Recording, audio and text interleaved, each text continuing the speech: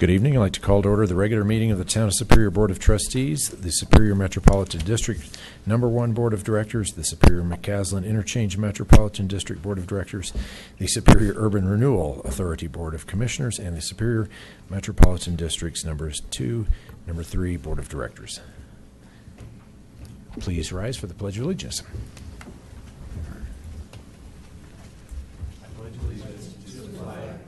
the United States of America, and to the republic for which it stands, one nation, under God, indivisible, with liberty and justice for all. Thank you. Now we'll have roll call.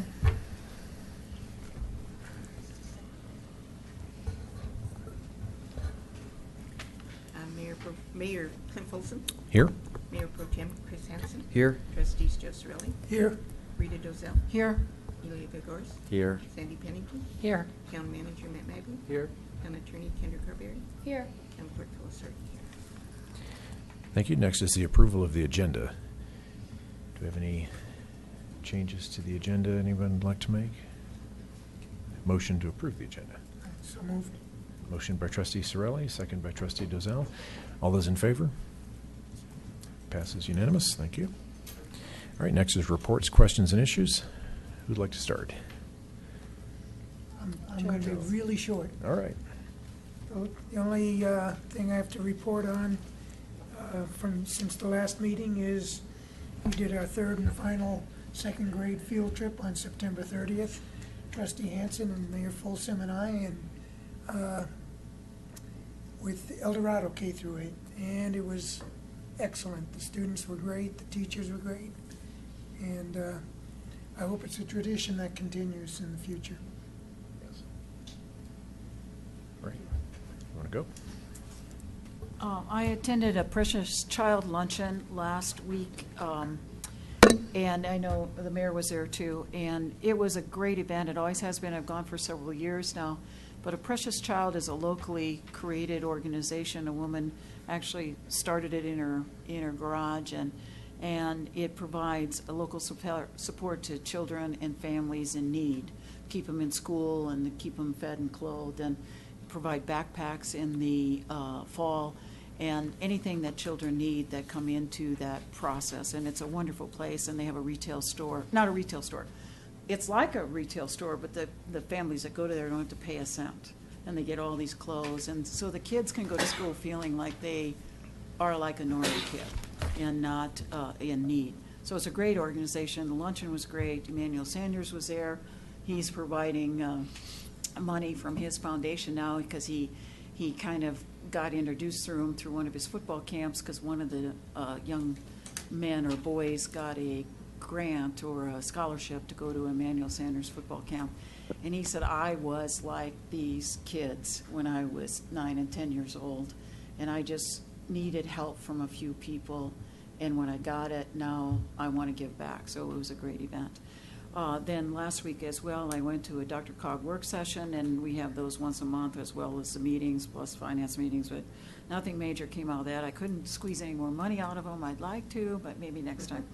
And then last Thursday, I went to an all-day Rocky Mountain City Summit, which was a great event, too, about planning happy cities, connected cities, and it's really interesting, some of the things that are happening throughout the United States and the world about how to create a happy city, a connected city, and placemaking, making places that people want to come to.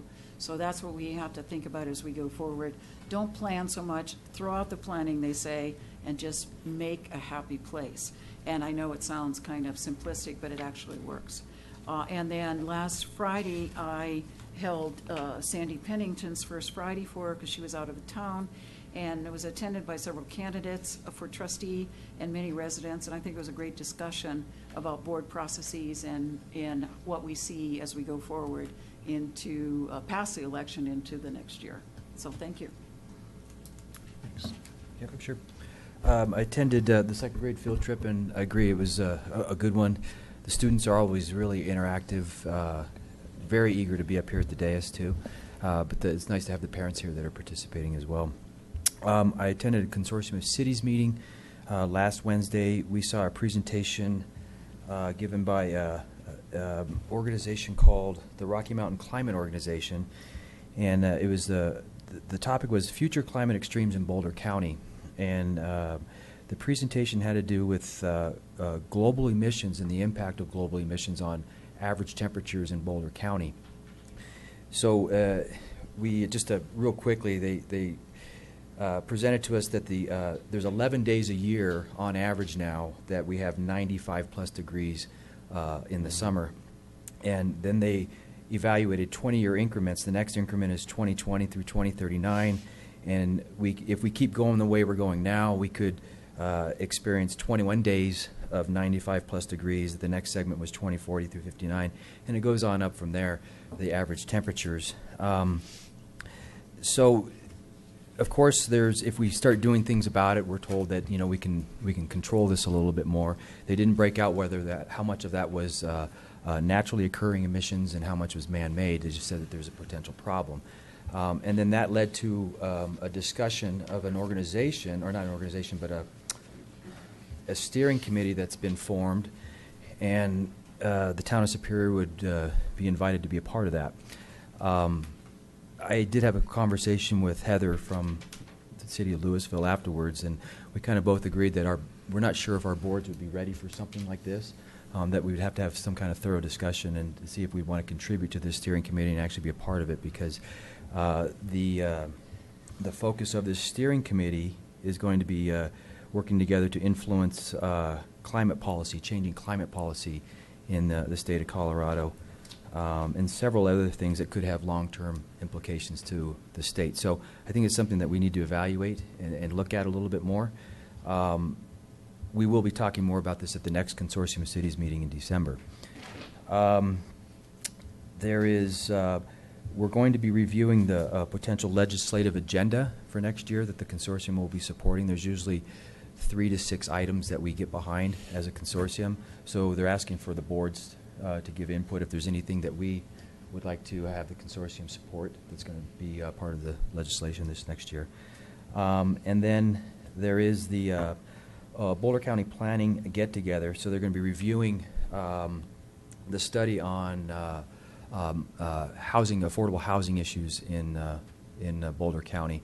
So Matt, we've talked about this, and we talked about sending planners to this event, but unfortunately their event's on the 21st, which is the same day we're doing our event here. So did you have any plans of sending any of our planners to that? No, he'll be involved in the ULI event. Yeah, I did explain that to Deb Gardner, and so she understands, but they're thinking maybe they can try and get people together afterwards at another date. Yeah.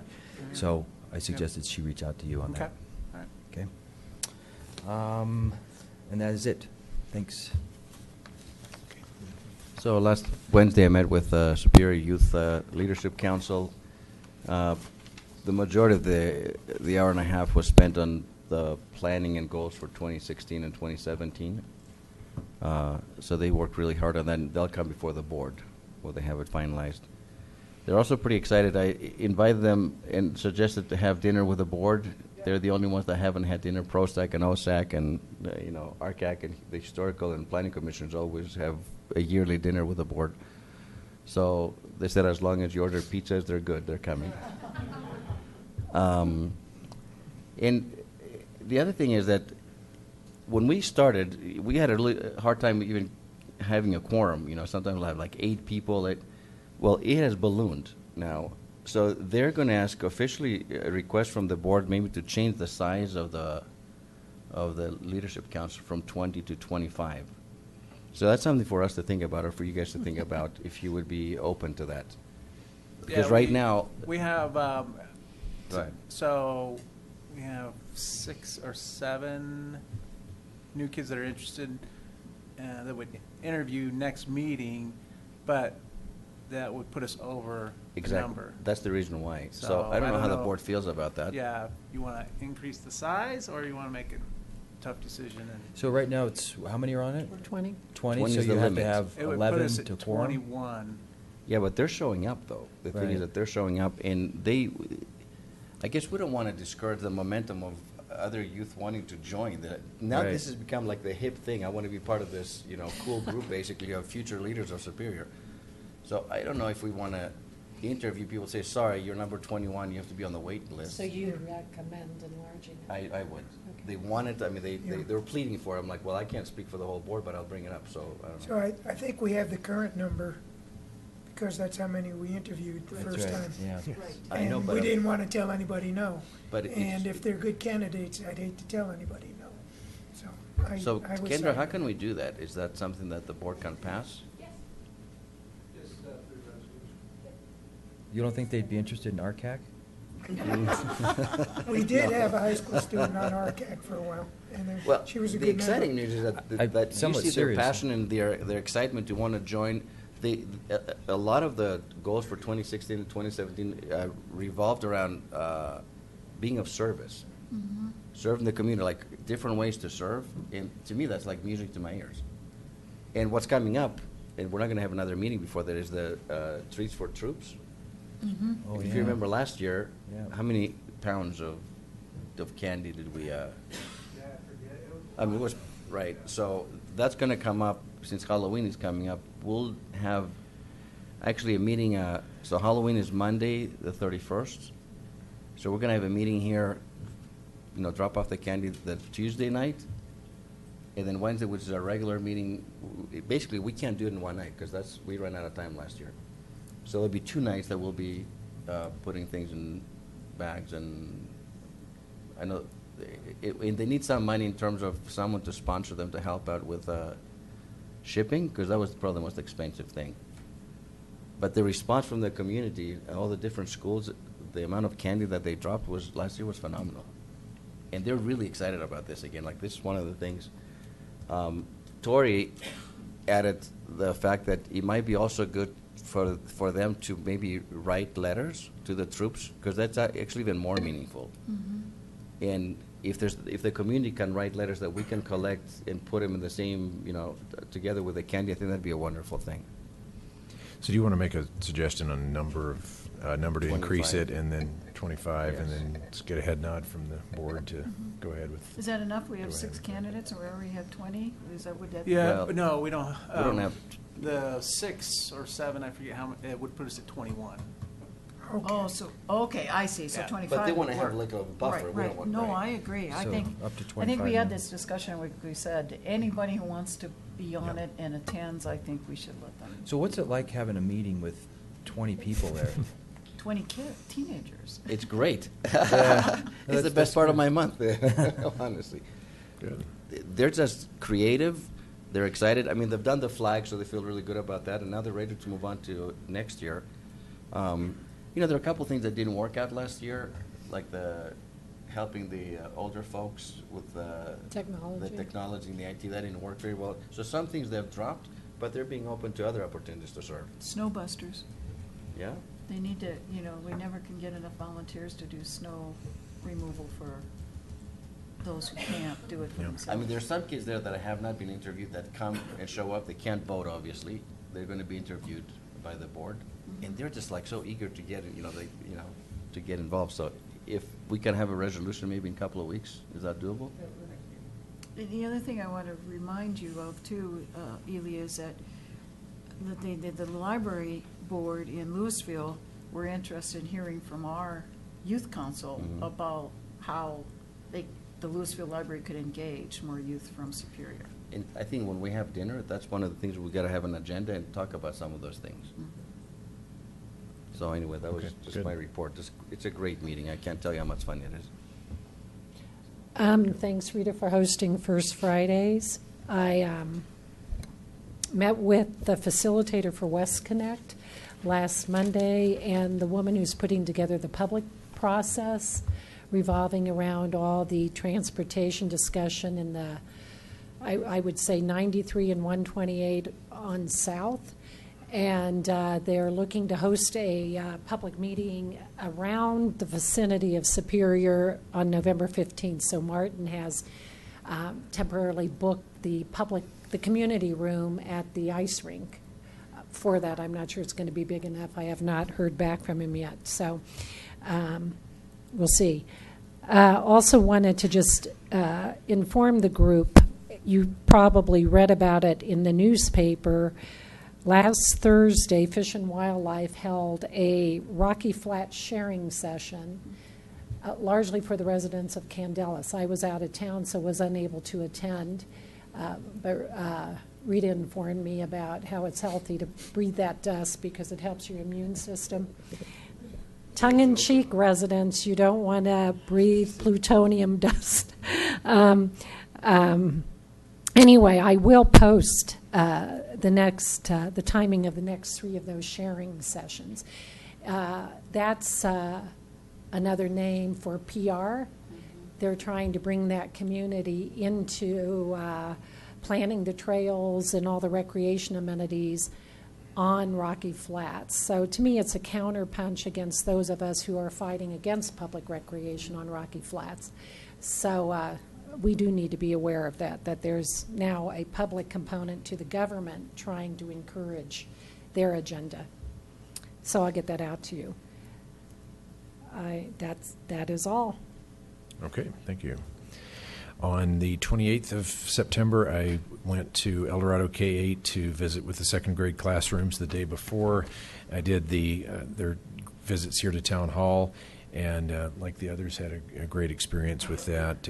Followed it up with a lunch with the Historical Commission volunteers. We'd done 3 days of volunteering with them, so it was great to kind of have a wrap-up with them over lunch, and I think they really appreciated that opportunity as well. For those that don't know, this second grade tour was started by Chris Hansen and Katie Graff, a teacher at Superior Elementary, in 2010. And, I think it's a testament to a great program when it continues year after year.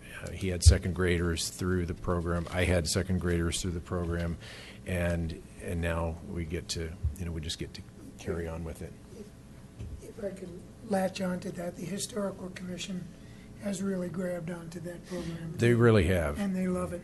I mean, the town hall component, there's like 100 students that show up on these tours. They unload the buses, and they divide into 3 groups, and they rotate around between town hall, the historic house museum, and then Grasso Park. And the Historical Commission does the entire program at the house and at Grasso Park, and then we do the town hall portion. It's wonderful. So I hope it will continue year after year. And I see Anthony in the back of the room, and I hope he gets a story on this in the paper. So And the kids get to sit up here, and isn't that Yes. one of the? That's right. Even And they my- go in the jail, the Yeah, town they jail. go, yeah, right. Yeah. My little second Yeah, grader so- neighbor, he couldn't believe it. He said, "I sat at your chair." He said, "I They sat love at it. your chair." absolutely love it. Then on the 1st, I attended the snake program at the Colton Trailhead, and always love opportunities to hold and get snakes wrapped around my neck. And on the 4th, I went to the Precious Child Luncheon. I was a guest of Catherine Davis, a Superior resident, and I really appreciate her inviting me to that event. She's a local Superior resident and owner of an all-state agency, and had a whole table of guests there. And we donate a lot to the Precious Child organization, and so it was great to kind of be a part of their luncheon program. The next day, on the 5th, I went to Denver to the Metro Mayors meeting, which they have every other month. The full group of mayors, 41 mayors from around the metro area. We heard an interesting presentation on the Denver airport. It's now 21 years old, and it's starting to exceed the capacities that it was designed for, specifically relating to the main terminal. Not so much the runways and gates, but they really anticipated when it was built that it would have more connecting traffic. But as it turns out, it has more people originating their trips to and from Denver. So what that means is that it's kind of outgrown the security and screening. And it also was built pre-9/11, and there's some new challenges associated there. So next year, they are, if everything kind of passes through the necessary steps, they're going to start redoing the main terminal, and security is going to be moved up to level 6. And level 5, the main area where it is now, is going to get redeveloped into a nicer plaza area with a little bit more retail and restaurants. So Does that mean increased air traffic? they're planning for more air traffic, absolutely. Absolutely. And the plan is, to start next year and finish by 2019. So just when you thought the construction at the airport was getting done, it will not be done. But there's also room for an expansion to the 4th terminal. Absolutely, yeah. So The there's nothing concourses, yeah, Yeah, you they've can- got room for a D, E, Right, and for a F couple more, I concourse. think, If right. that's way out in the future, right now, the expansion would be making the concourses longer. B's the longest one, and they would expand A and C before they would build an E. So that was interesting to see that presentation. Next day, on the 6th, I went to Mayors and Commissioners, a US 36 Mayors and Commissioners meeting, and that's a local US 36 Mayors and Commissioners, and we were discussing the lobbying contracts that our group has for 2017. We have a state and federal lobbyist that primarily works on transportation issues along our corridor. A couple of upcoming events to let people know about. On Wednesday evening here at Town Hall, 5:30 p.m. prior to the OSAC meeting, there's going to be a representative from Boulder County Open Space here to talk about the mosquito issues that were present in Sagamore during the month of July, August, and kind of into September. They're going to talk about kind of what led to that problem and what some steps moving forward are going to be to hopefully not have that problem in the future. So encourage all residents that are interested, especially Sagamore, because they're the ones that are affected. I mean, it's open to anyone who's interested, but primarily Sagamore residents, I think, would be interested in hearing firsthand on what's the status there. And also wanted to address questions that have come up about the Starbucks location at the Colton Crossing at Colton and Rock Creek Circle. There's been some stories circulating that store might be closing, and I want to confirm that is not correct. It is. It will continue to be operating as normal. So that's the update on the Starbucks. Any other events? Anything coming up that anybody wants to mention? Okay. Updates from town manager Nothing for me, thank you. and town attorney. Nothing, thank you. Town clerk. Nothing for you. All right. Thank you. We are now ready for public comment. Anyone like to make public comment, just give a wave and I'll signal you to come on up. Ken? Good evening, Ken Lish, Open Space Advisory Chairperson. A few things this evening. Trustee Pennington mentioned it at your last meeting, but there was a recommendation that came out of our last OSAC meeting in regards to the Shan Shan Trailhead. Just to bring it back to your memories, I'll read it for you. OSAC recommends the consideration of an access road off the Superior Town Center roundabout on McCaslin to the proposed future Shan Shan Trailhead. OSAC really is passionate about this issue. We're really excited about a potential trailhead in that area. There clearly needs to be more parking. There's problems with parking in Original Town right now, and we think there's good solutions that are there. If we were to have a parking area at the top of McCaslin, we have an issue of a right in, right out because there's a median at McCaslin. So trying to think creatively outside the box and trying to do so before the Rogers Farm development got further down the road than it already is, we thought we'd throw it out to you all to plant a seed that we could potentially create some type of access on the Rogers Farm property that also has access to the new roundabout that's being installed. That way, both directions of McCaslin can then enter and exit the trailhead. It'll solve one problem. There's other issues that come up with it, but just figured we'd plant the seed while things hadn't been fully developed yet.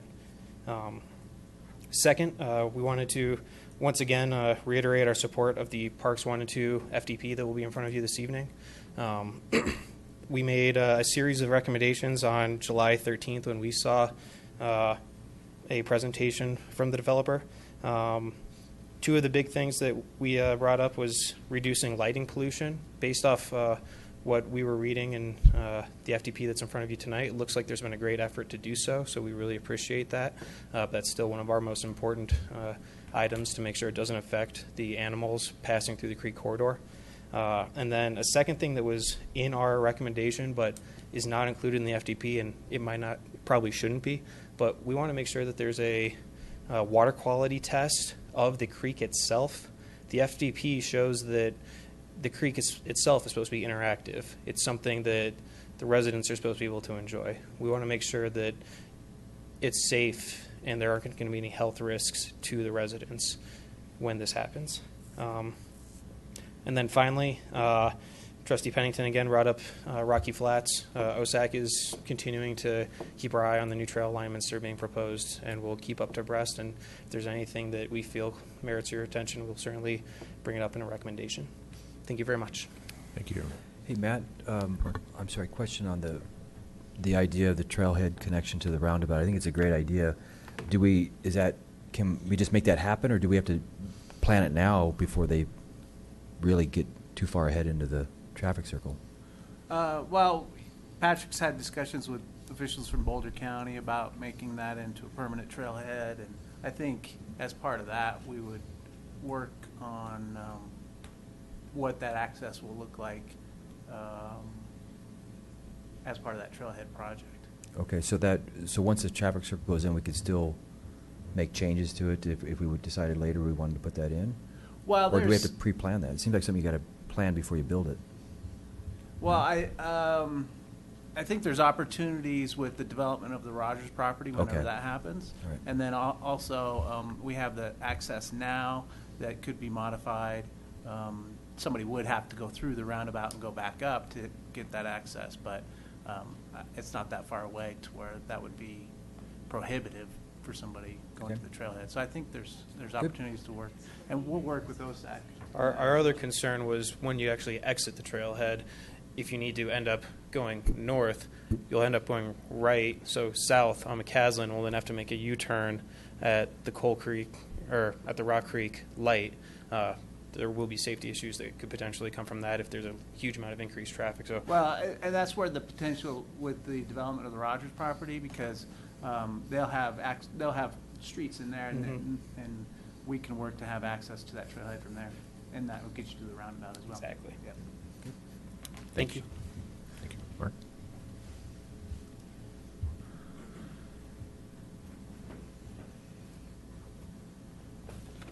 Good evening. Mark Lasis, 2910 Jade Court. I'm also a candidate for trustee in this November's election. I wanted to echo what Mayor Folsom said about the mosquito event that's being held on this Wednesday. This past weekend when I was walking throughout Sagamore, I talked to a number of residents in Sagamore who noted their concern about the mosquito problem that they encountered this summer. So I'm encouraged that the Boulder County Open Space is hosting this event. I would just say that in light of the fact that it's only 2 days from now, people that I talked to this weekend certainly didn't know that there was anything planned. So I'm hoping that there's something that we can do. I know that the email blast went out today, but to the extent that there's anything else that we can do to get the word out, to let the residents of Sagamore know that the board is listening, that the town is listening, and that the town is trying to address that mosquito problem. Because it is certainly a problem for the residents there, but I think it's great that we're doing something about it. Secondarily, many of the candidates in the campaign for trustee have noted a lack of the public's ability to actually meet any of the candidates. So Sandy Hammerly and I, who's here tonight, have arranged and coordinated an additional Meet the Candidate event. It's going to be held next Monday night, 6:30 to 8 p.m., 8:30 p.m. at the Sports Stable in the Community Center room. It's open to the public. It's been passed out to all of the trustee candidates. So far, we already have confirmation from myself, Sandy Hammerly, Gladys Forshee, and Jerry Malia. All the candidates have been invited, and we encourage all the residents who are interested in the election to attend. The ballots are getting mailed out on Monday, so it's certainly timely. So thank you. Yeah, thank you.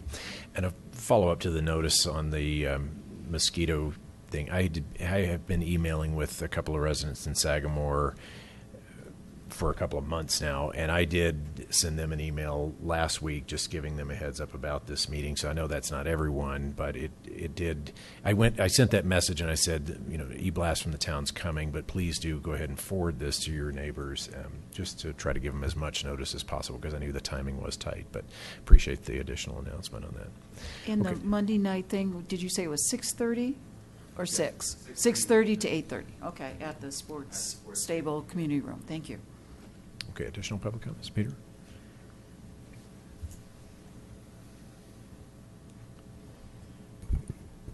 Peter Bottomley, ProSec Chair, but I just had a couple things I wanted to say more as a resident than as a Representative Prosek.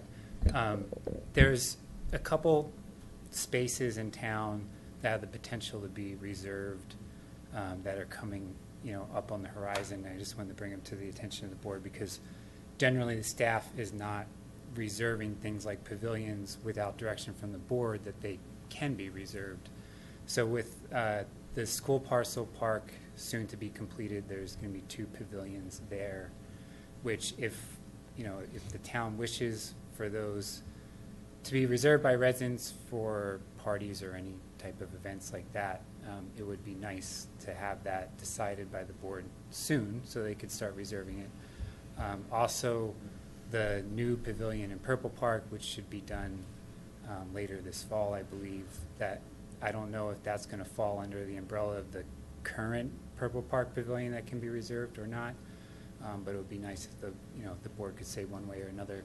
And then the third one would be the community room in the sports stable. So currently the Parks and Rec staff is handling reservations for that room. However, I did the tour a month or so ago, and the morning I did it, it was being used by like coaches for planning. And I asked the woman giving the tour, isn't that the community room? Isn't that meant for residents? And she just kind of shrugged her shoulders and said, that they're using it for their own, their own groups as well as town residents. And at the time, it seemed like the majority of the people reserving it were user groups of the sports stable and not town residents. And I just want to bring it to the board's attention because I don't know if the board at the time when they agreed to this community room in the sports stable, if they had some understanding of how exactly it would be operated.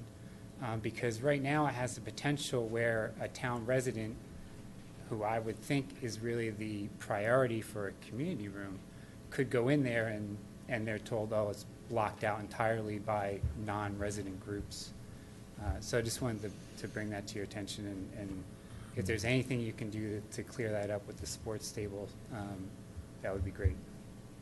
Okay, thank you for the comments. And that reminded me about a question that came up on the CAC this afternoon about there's some benches that were installed at the park, and they're facing east and not west towards the park. And in talking with staff, that is the way that they were designed, to face east. And the idea was there's going to be wildflowers and so on planted on the slope down towards the east, and it actually has some pretty decent views out to the east. So that was the design. If it proves to be an unwise design in practice, it's certainly something that can be changed over time. But initially, it is correct as designed. So just a follow-up for those interested in that topic. All right. Any additional public comment? Okay. Seeing none, we'll move on to presentations. First, we have the Superior Chamber of Commerce update. Ms. Craycraft. Hello, Heather Craycraft with the Superior Chamber of Commerce. Just take 1 minute to basically extend an invitation to all of you, as well as all of those that are listening or watching, to the ribbon cutting for our new Verizon store that is going to be officially open with a grand opening celebration on Saturday, October 29th.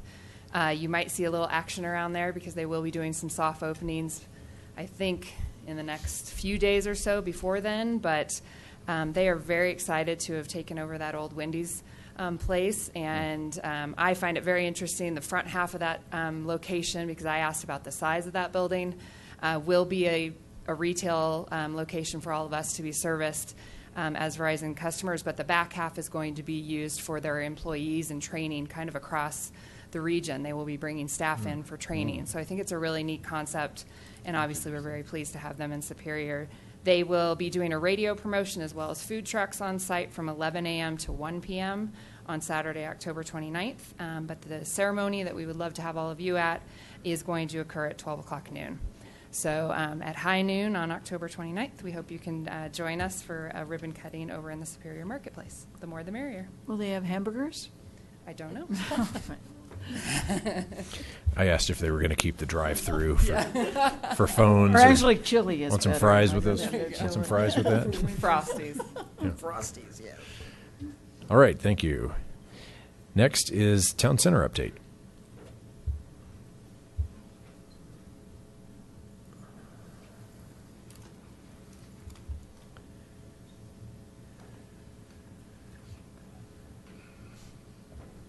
Good evening, Bill Jenks, RC Superior. Nice to see you all. Martin's going to bring up a little short presentation here, just kind of the same thing we looked at last time with an overview of the plan of the property, so I can kind of walk through it and tell you what's happening everywhere. And while he's doing that, I'll start from memory. So obviously, first of all, very exciting.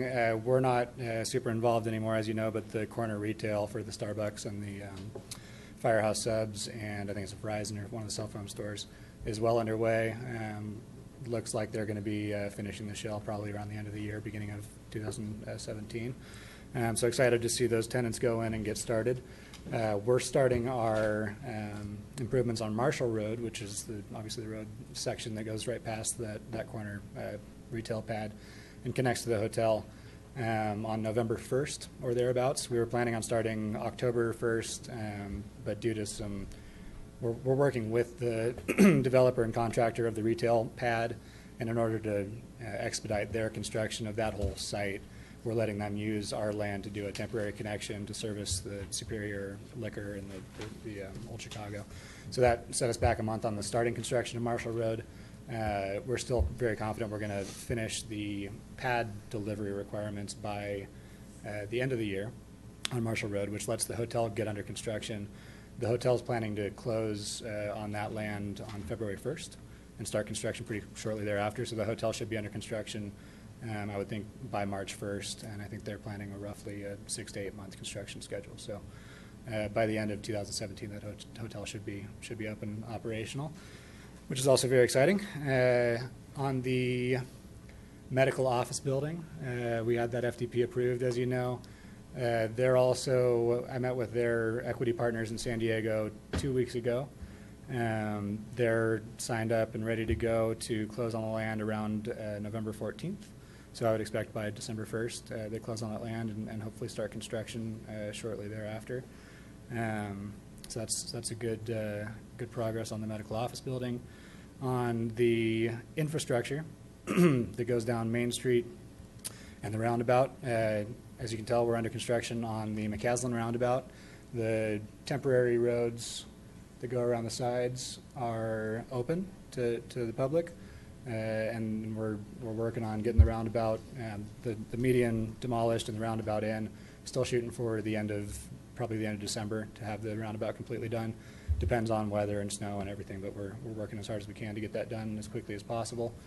The Main Street itself is completely paved up to the internal roundabout, so it's basically it's really the 2 blocks of brick paving are in right now. They're going to be pouring the concrete for the roundabout and the third leg between Marshall and Promenade in the next couple of days. But that's still shooting for October 14th, the last I heard, to be totally done with all of that, as well as Superior Drive.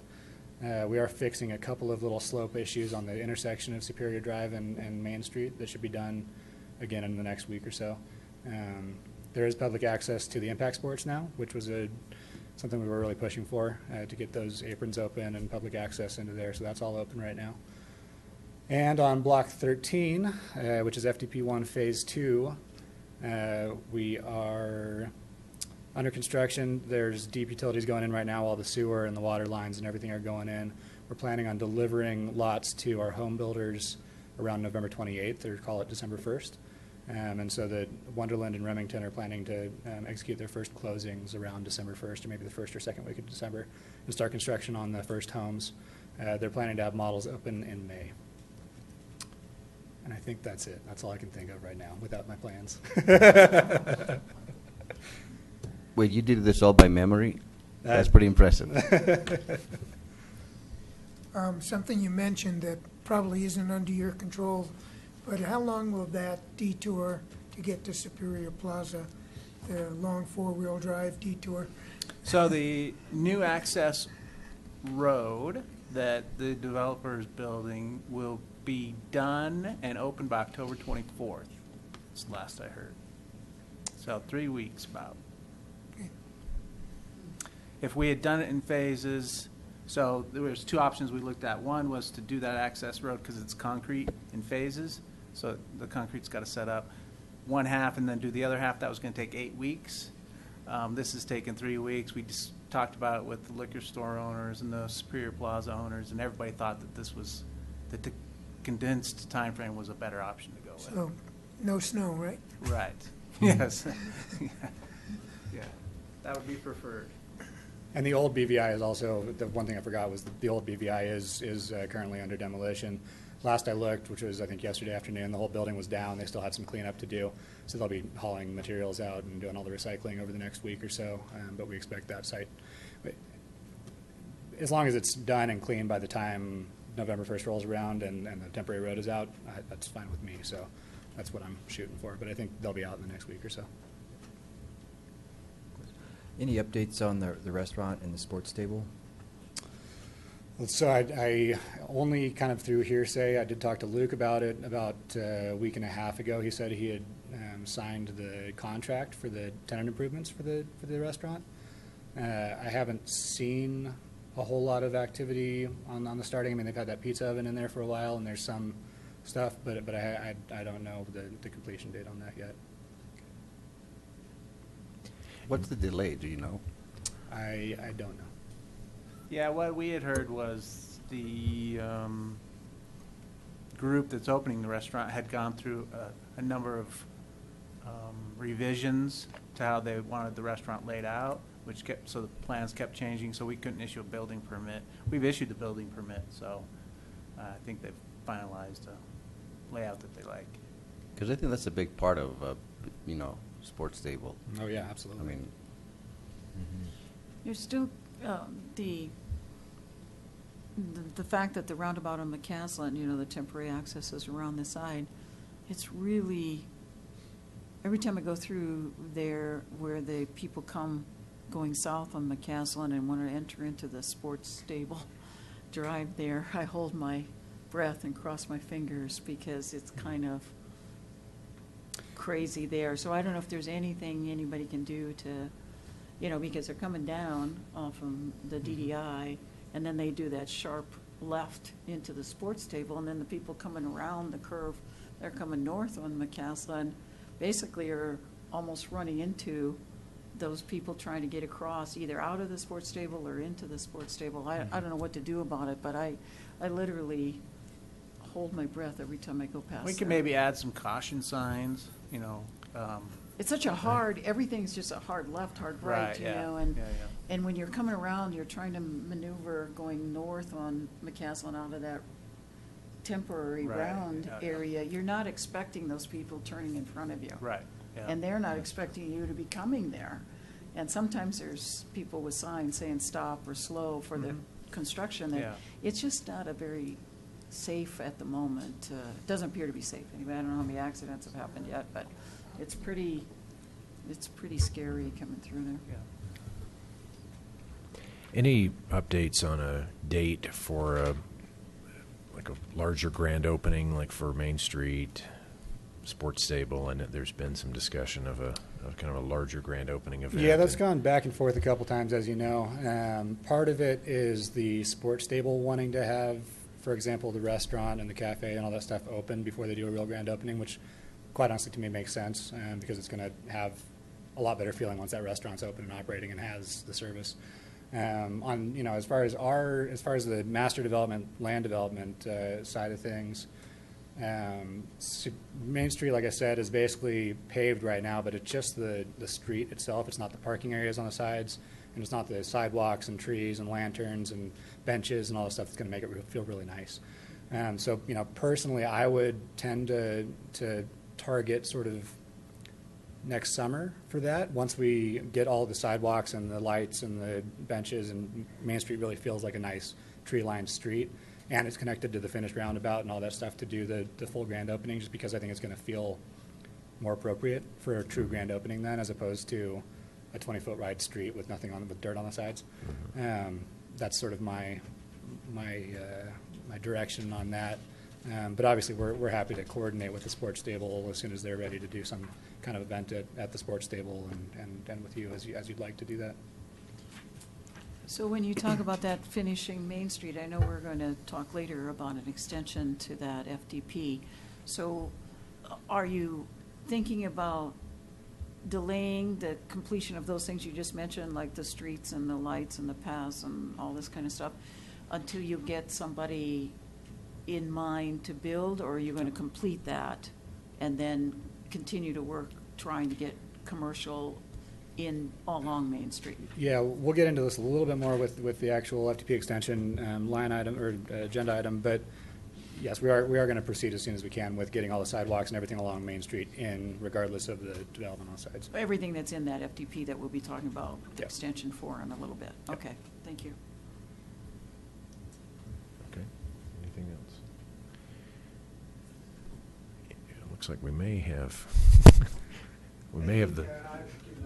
I think you actually covered it all. We talked through all of it. The Okay. graphics help. There are a couple of graphics that I hope we can find for the FTP discussion later that kind of look at the detailed areas. But we talked through all the areas. Okay, we'll continue on then, so thank you for the update. All right, now we're on to the consent agenda. Have a motion to approve the consent agenda? Okay, I'll make a motion to approve the consent agenda. okay, motion by trustee Dozell, second by trustee Sorelli.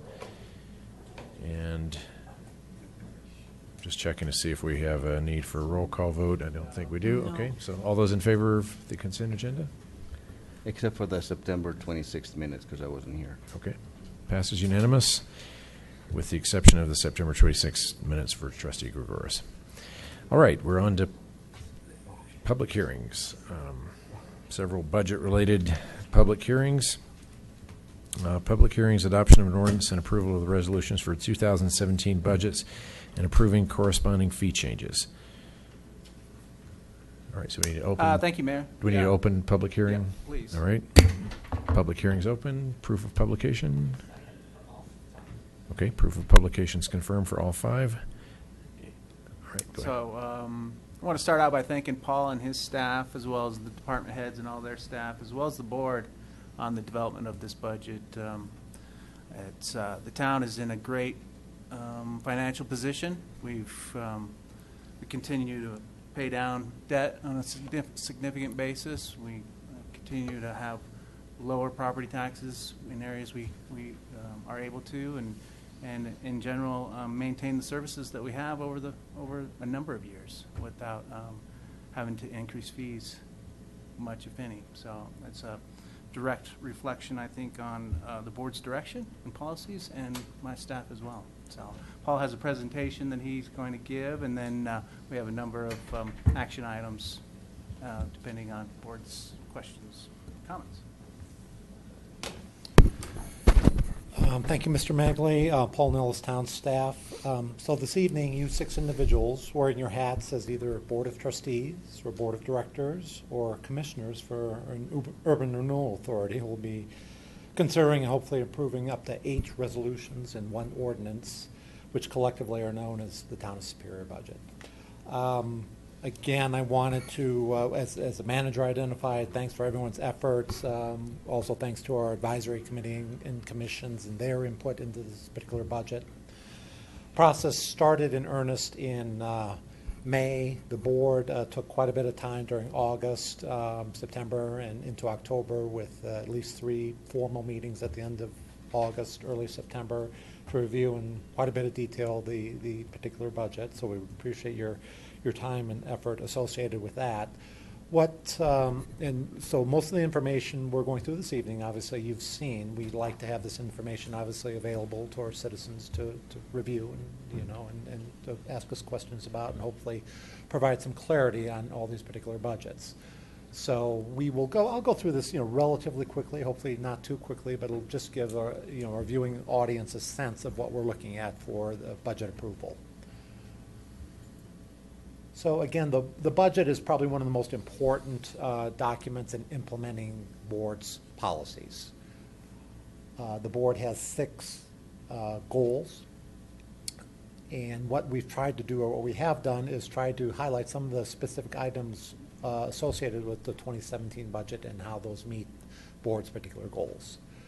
The budget itself is a compilation of 6 different entities, the town and some districts and some urban renewal authorities, but generally we look at a collective budget. This year it's about $42 million, and just to give people a order of magnitude, that's generally what we're looking at. We'll have some variability year to year depending upon our capital program, but this budget is you know, to the extent that we've seen in prior years. So we'll quickly then go through how this budget meets the board's 6 goals. First goal being enhancing financial stability and business retention. One of the, I guess, important components of this particular budget is incorporating the smart and limited development we have here in town and how that really positively impacts the budget. I mean, generally, we are looking at an infusion of one-time revenues over the 5-year period of roughly $19 million. Ongoing revenues after we factor out expenses of $4 million, and this really helps to sustain the programs we have in place, continue with our aggressive maintenance capital programs, and then even, you know, throw in some new capital projects and new operating programs. With this smart development approved by the board, as well as you know, some level of diversification of revenues, operating efficiencies, debt refinancing, the strong property values that we have, not only the existing property base, but the new property base, all that, you know, generally has allowed the board consecutively over the last 14 years to reduce at least one of the town-controlled property taxes. You 6 up there set property taxes for 4 different entities. This year, we will be able to reduce 2 of the property taxes, 2 of the 4 property taxes, which is an admirable task. I would, you know, challenge you to find anyone else who is able to do that while maintaining the level of service you're able to maintain. A quick snapshot for folks, just to give them an order of magnitude. We have a general town property tax that's dropped about 10% since 2009. We have a property tax in what we call District 2, which essentially is in the Rock Creek Ranch area, north of Colton Road. That has dropped since the board took over control of that particular district in 2004. That's dropped 35%. District 3, which is south of Colton, that property tax rate has dropped 36% over that same period of time. And the property tax that we have overlaying on the interchange district. So the recent construction we saw at the McCaslin Highway 36 interchange and the maintenance around that particular interchange is supported with both a sales tax as well as a property tax, and we've been able to reduce that property tax by 25% over the last 5 years. So, you know, hats off to, you know, really everyone for their efforts associated with that. One of the other longer-term goals of the board, in 2000, the Board of Trustees took over control of our utility operations. At that point in time, and really through 2015, we were looking at a material infusion of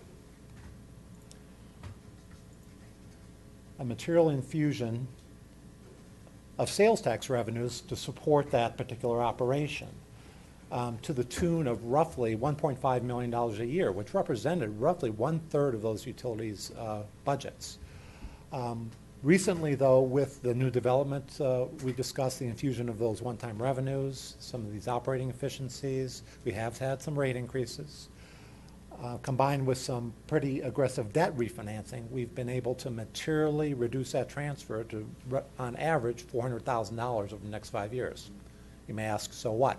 The so what of that is that the money not transferred over the utility operation can then be retained in the general fund to reduce property tax rates, to enhance additional programs, and generally get us to a point on this utility where we need and want this utility to be a self-standing financial entity, business unit.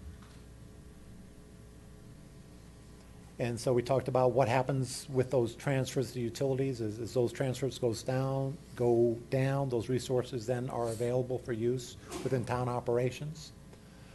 A big part of that, as we mentioned, was the recent debt refinancing. We will see the full effect of that. That'll positively impact our utility operation, our open space operation, and our interchange to the tune of, relatively soon, we will see a savings of over $1 million a year in lower debt service as a result of these recent refundings. And then we also have identified in the 27 budget continued funding of firms to help with the identify and recruitment of retailers to Superior. Second goal of the board is to provide excellent public service and public infrastructure. This will be the first full year of the Call and Ride program beginning 2017. We've started that program, I believe, in August of this year. We're getting the word out, but the first full year of the program will be in 2017. We have continued aggressive street pole replacement program and the lamp replacement to LED fixtures, which will be a cost savings to us. Depending upon this upcoming November election, we have a study budgeted to evaluate future broadband and fiber optics use within the town. So hopefully then a benefit. Again, the election question is just allowing us to look at those particular options, and that's in essence what we'll be doing in 2017. Over the 5-year period, continuing the longstanding board philosophy of trying to have a minimal core staff contract out a number of services. We really do not have any material staffing changes until 2019, and those really are associated with the continued growth of the Superior Town Center, as we will need additional utility staff, field staff, as well as the sheriff operation over the period of 2019 through 2021. So we're doing all this within our existing staffing resources. Some of the bigger capital programs we're talking about, and this is just next year, an investment of $2.5 million in trail and trail improvement in trail corridors. The street maintenance and rehabilitation, that's $8 million over 5 years, but again, a very material investment in our road infrastructure. We are continuing to invest in our pools and other rec amenities to the tune of $1.6 million over that 5-year period of time. We recently received a grant for some traffic signal upgrades and timing and signal improvements. Mr. Hammer and his particular operation has over roughly $750,000 budget for the next 5 years for trees, plants, and shrub enhancements throughout the community. We'll have additional dialogue on potentially a town hall expansion.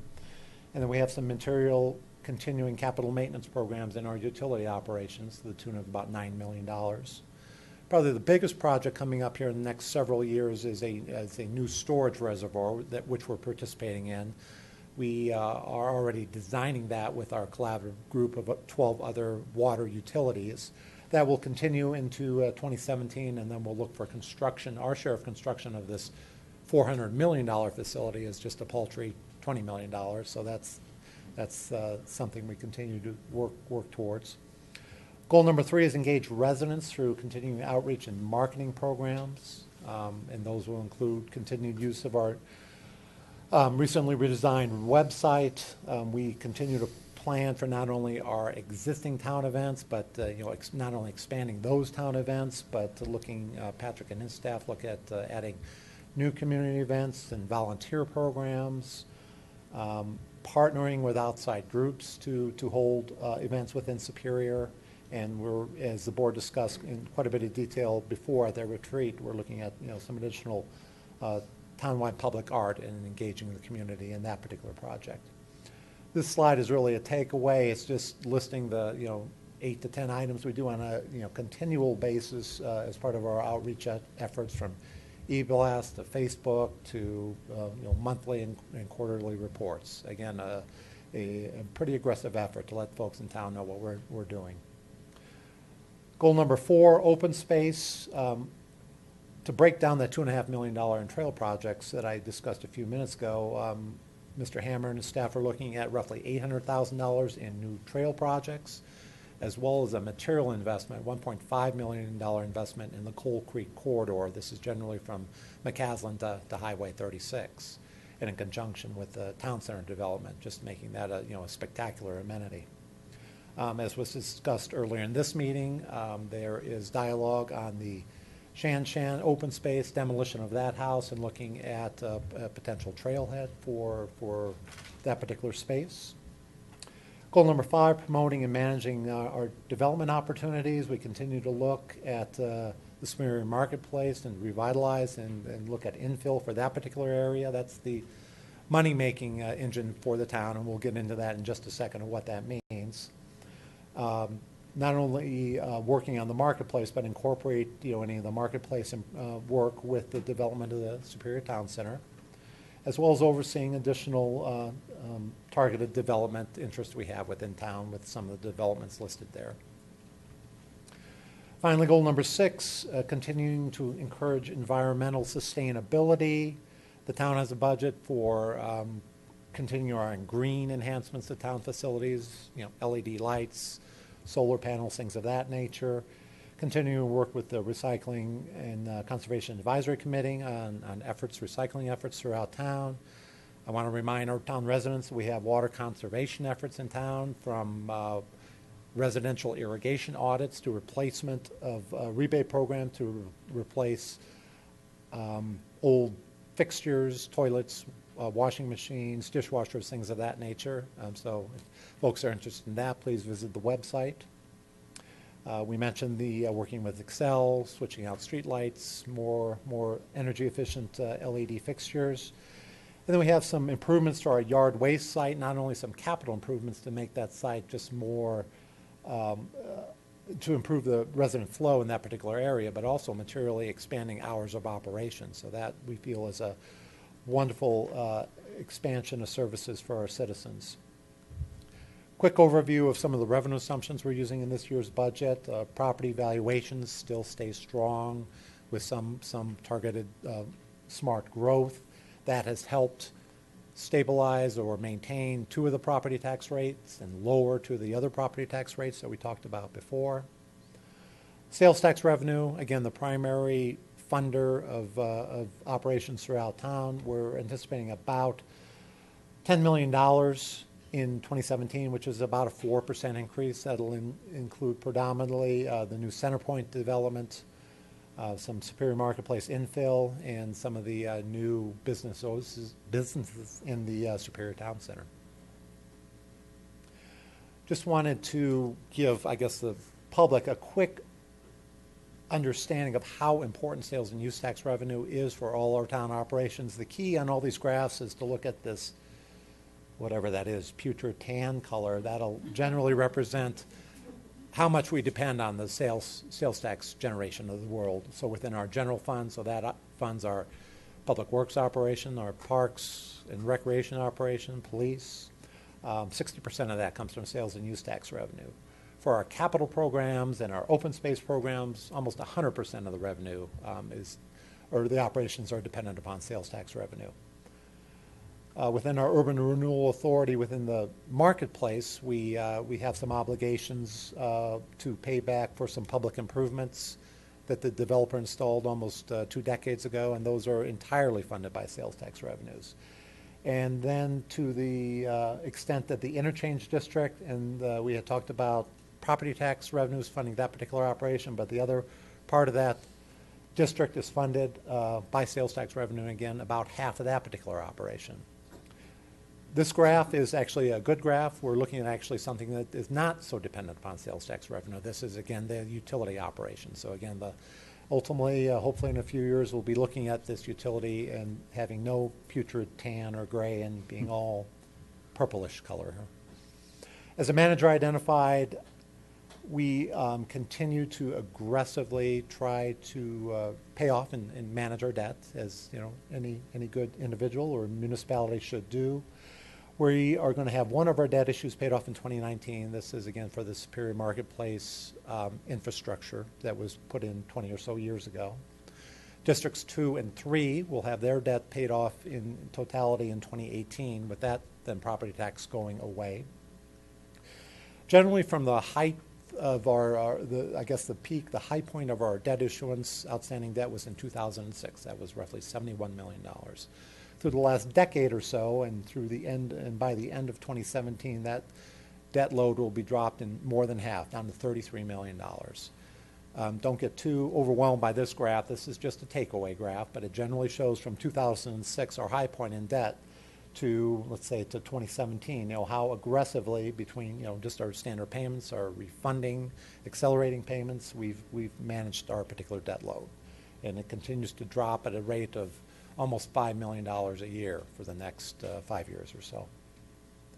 Really, the only new debt to speak of is, at this point, with the what we call the Windy Gap Firming Project. This is our commitment to that $20 million water reservoir. At least right now, we're looking at needing to fund that about $10 million from debt. That may change depending upon new development. As we have new development and new connections to our utility system, we may actually not need to issue this amount of debt, but at this point in time, that's what we're looking at. Some general fee changes, just to give you an overview. Again, not too much going on. We are proposing a new zoning verification letter. Administrative department periodically gets requests to verify how properties are zoned, so there's a fee associated with that. During the review of the budget by the board, I think the Mayor Pro Tem had caught that we needed to clarify some of our fees for the Founders Park T-ball field and shelter charges, so we've done that in the fee ordinance. And on the utility side of life, we're looking at water rate increases for 2017 at 2.5% and sewer increases at 5%, no storm drainage increases. This final graph, I just wanted to kind of give people an order of perspective. The taller graph on the x-axis represents what we had anticipated just in last year's budget as it relates to our projected water rate increases. For the foreseeable future, we're looking at 5%. Really, with the new connections we're seeing to the utility system, new development connecting the system, paying one-time system charges, using water for our particular system, we're looking at a material increase of the proposed water rate increases, and our current 5-year model calls for, again, only a 2.5% increase this year and next, and then for the foreseeable future, no water rate increases. So again, I think a good story to tell. So again, may have gone a little bit too long, but that should provide the board and our citizens a little overview of what we're considering for approval this evening. Thank you for that presentation. Questions from the board?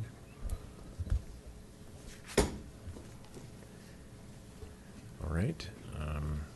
Anything further before we open it up for public comment?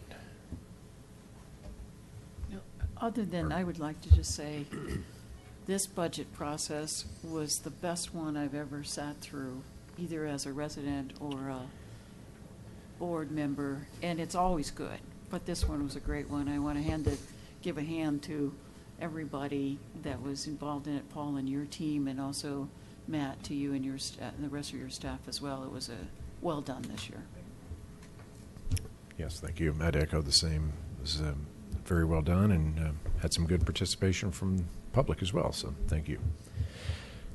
All right, anything further before we would we close the public hearing at this point on all these items? Or take public comment first. Public comment and then close public hearing and then, Yes. Okay. All right, anyone in the public might like to make any comments on the budget? Bill, sweet, turn on the lights. Okay, all right. Seeing none, go ahead and close the public hearing. Yes? Okay. Okay, public hearing's closed. Discussion?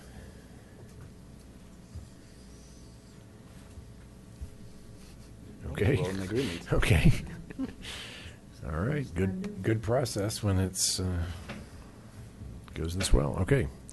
Well, at this point, we make some motions on these resolutions. Yep. Make a motion. All right, go ahead. I'd like to make a motion, Town of Superior Resolution Number R-63, Series 2016, a resolution of the Board of Trustees of the Town of Superior levying property taxes for the year 2017. Motion by Mayor Pro Tem Hansen, second by Trustee Sorelli. And roll call vote on all these, or Roll call vote. we're talking. I think let's just make sure Yes. that we know this Yes. is for the library tax, the first one was, right? These are all roll call. Yes. Right. But Okay. the first one is for the library, Yeah. to Yes. continue the library tax. Yes, thank you. Okay, Gregoris, Yes. Folsom, Yes. Rozell, Yes.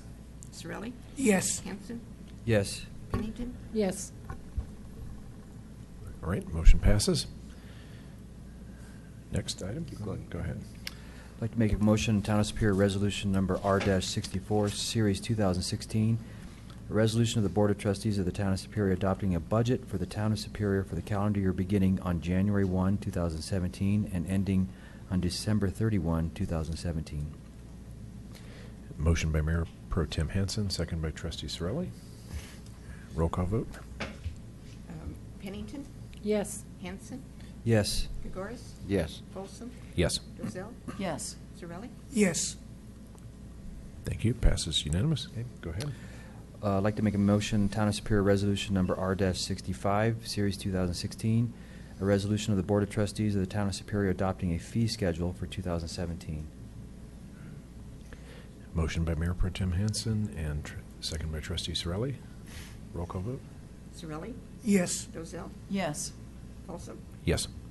Gregoris, Yes. Hanson, Yes. Pennington, Yes. Thank you. Next one.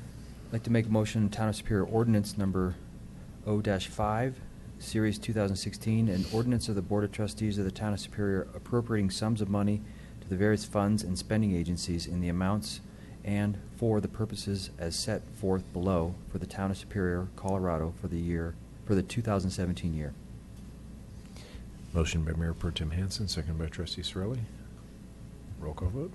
Hanson, Yes. Pennington, Yes. Sorelli, Yes. Rozell, Yes. Folsom, Yes. Gregoris, Yep. Okay. I'd like to make a motion, Town of Superior Resolution Number R-66, Series 2016, a resolution of the Board of Trustees of the Town of Superior approving a budget and levying the debt service property taxes for Superior Metropolitan Districts Number 2 and Superior Metropolitan District Number 3 for the year 2017. All right, motion by Mayor Pro Tem Hanson, second by Trustee Sorelli. All those or roll call vote. Rozell, Yes. Folsom, Yes. Gregoris, Yes. Hanson, Yes. Pennington, Yes. Sorelli. Yes. All right, thank you. Next, we're to item 13B, which is Superior McCaslin Interchange Metropolitan District budget. Yeah, so we, in our presentation, covered all four budgets. So- If there's any clarification on any of them, we're happy to answer any questions you might have. Okay. So we can go ahead and make a motion here? Yes. Yeah, yeah. Go Okay. ahead and roll through all those. Yeah. I'd like to make a motion, Superior McCaslin Interchange Metropolitan District Resolution SMID 3, Series 2016, a resolution of the Board of Directors of the Superior McCaslin Interchange Metropolitan District adopting a budget, levying property taxes, and appropriating sums of money in the amounts and for the purposes as set forth below for the year 2017. Okay, motion by Mayor Pro Tem Hanson, second by Trustee Sorelli. All those in favor, roll call vote. Gregoris, Yes. Folsom, Yes. Rozell, Yes. Sorelli, Yes. Hanson, Yes? Pennington, Yes. Okay. Next, I'd like to make a motion, Superior Urban Renewal Authority Resolution SURA 3, Series 2016, a resolution of the Board of Commissioners of the Superior Urban Renewal Authority adopting a budget and appropriating sums of money in the amounts and for the purposes as set forth below for the Superior Urban Renewal Authority for the 2017 year. Okay, motion by Commissioner Hanson and second by Commissioner Sorelli. Roll call vote. Pennington, Yes. Sorelli, Yes. Rozell, Yes. Folsom, Yes. Gregoris, Yes. Hanson. Yes. I think I'm still on track here. I'd like to make a motion, Superior Metropolitan District Number 1, Resolution SMID Number 1-8, Series 2016, a resolution of the Board of Directors of the Superior Metropolitan District Number 1 adopting a budget and appropriating sums of money in the amounts and for the purposes as set forth below for the Superior Metropolitan District Number 1 for the 2017 budget year. Okay, motion by Director Hanson, second by Director Sorelli. Roll call vote. Folsom? Yes. Dozell? Yes. Sorelli? Yes. Pennington? Yes. Hanson? Yes. Gregores? Yes. Okay, I believe it's the last one, Matt? Mhm. Yeah, yeah. I'd like to make a motion, Superior Metropolitan District Number 1, Resolution Number SMID Number 1-9, Series 2016, a resolution of the Board of Directors of the Superior Metropolitan District Number 1, amending Appendix A of the district's rules and regulations to increase the district's rates and fees effective January 1, 2017. Okay, motion by Mayor Pro Tem Hanson, second by Trustee Sorelli. Sorelli? Yes. Dozell? Yes. Folsom? Yes. Gregores? Yes. Hanson? Yes. Pennington? Yes. All right. Thank you very much. 2017 budget is passed. Thank you, Paul. Yes. All right, we're on to item number 14, which is continuation of a public hearing and adoption of a Town of Superior resolution approving the Superior Town Center Final Development Plan 1, Phase 5, to allow development of Parks 1 and 2, and also approving the associated subdivision improvement agreement. And the public hearing's open, so we don't have to reopen that. Okay. So how, I guess a question for the board is how you'd like to proceed. Typically, we'd start off with the staff presentation, followed by applicant presentation or comments, and then board questions, comments. We have the subdivision improvements agreement, which has been finalized except for a date of completion, which has not been finalized with the developer, and is still outstanding. We have a deadline in there of December 31st, 2019, which they have not agreed to. So we can go through the presentation and then discuss that at the end, or we can discuss it in the beginning, however you'd like to proceed. You provide an appendix of the cost estimate for these parks? Yes. And that's very relevant to the approval of the FDP, so I want to make sure that's discussed early on. Right. Because it may well affect what the FDPs look like. Right. And who is the applicant? It's interesting. That should be an easy question, isn't it? It should be. So the way I would phrase it is it's kind of a dual application because RC Superior is the primary applicant. The town is the co-applicant, I guess, in my mind at least, because these are going to be the town parks. We don't own the land yet, so I would say RC Superior. Okay. Which is what I expected the answer to be. So, Right. yes. I just took the long way. I was hoping that they recognized that RC Superior is the applicant, right, of this FDP. Okay, any preferences on starting with RC Superior or the town presentation? Well, I think that I would like to understand more fully who and how the $7.3 million cost gets paid, how it gets paid for. And I saw somewhere that $1.5 million is in our budget that we just approved for the Coal Creek corridor. So is that $1.5 million in the $7.3 million, or $7.4 million, so the maximum potential cost for this? I think maybe we should start with the numbers and then go back, instead of approving something before we know how much it's going to cost and who's going to pay for it. And then we can talk about dates too after that. I think we should start with the numbers. Okay. Does that work? Yeah. Yeah. So, I guess, Patrick, why don't you come up?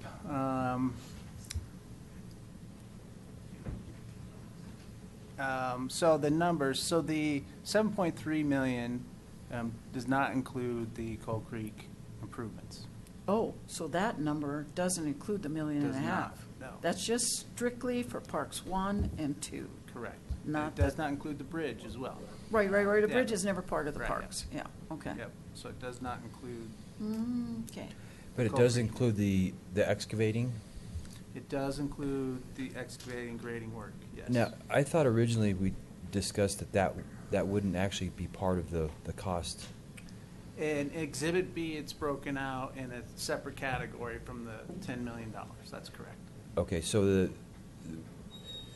the 7.3 million would be real, what's going to be paid by TIF would be less than would be less 1.7 million or whatever. It'll all come out of the TIF money, just that portion of it would not come out of the 10 the 10 million that's allocated to town Right. for civic space. Yep. Got it. Okay. Yep.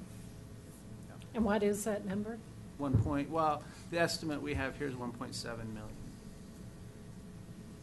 What was the 1.7 for? the excavation. Okay. So that, am I correct? That leaves 5.6 million to come out of the 10 million? That's correct.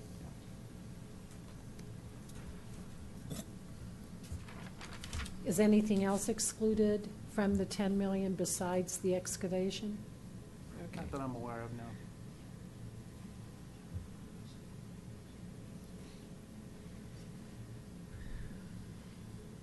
And so then, the only money that's been committed so far in an FDP for another park is the Village Green, That's correct. which I added up somewhere. I've got it. It's like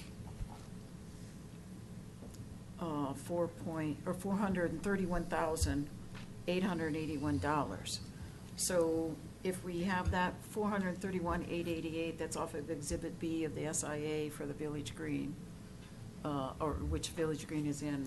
Yeah, Bill has. FDP do you have 1 updated phase. numbers on Village Green? That's in the SIA associated with the FDP 1, Phase 2. Correct.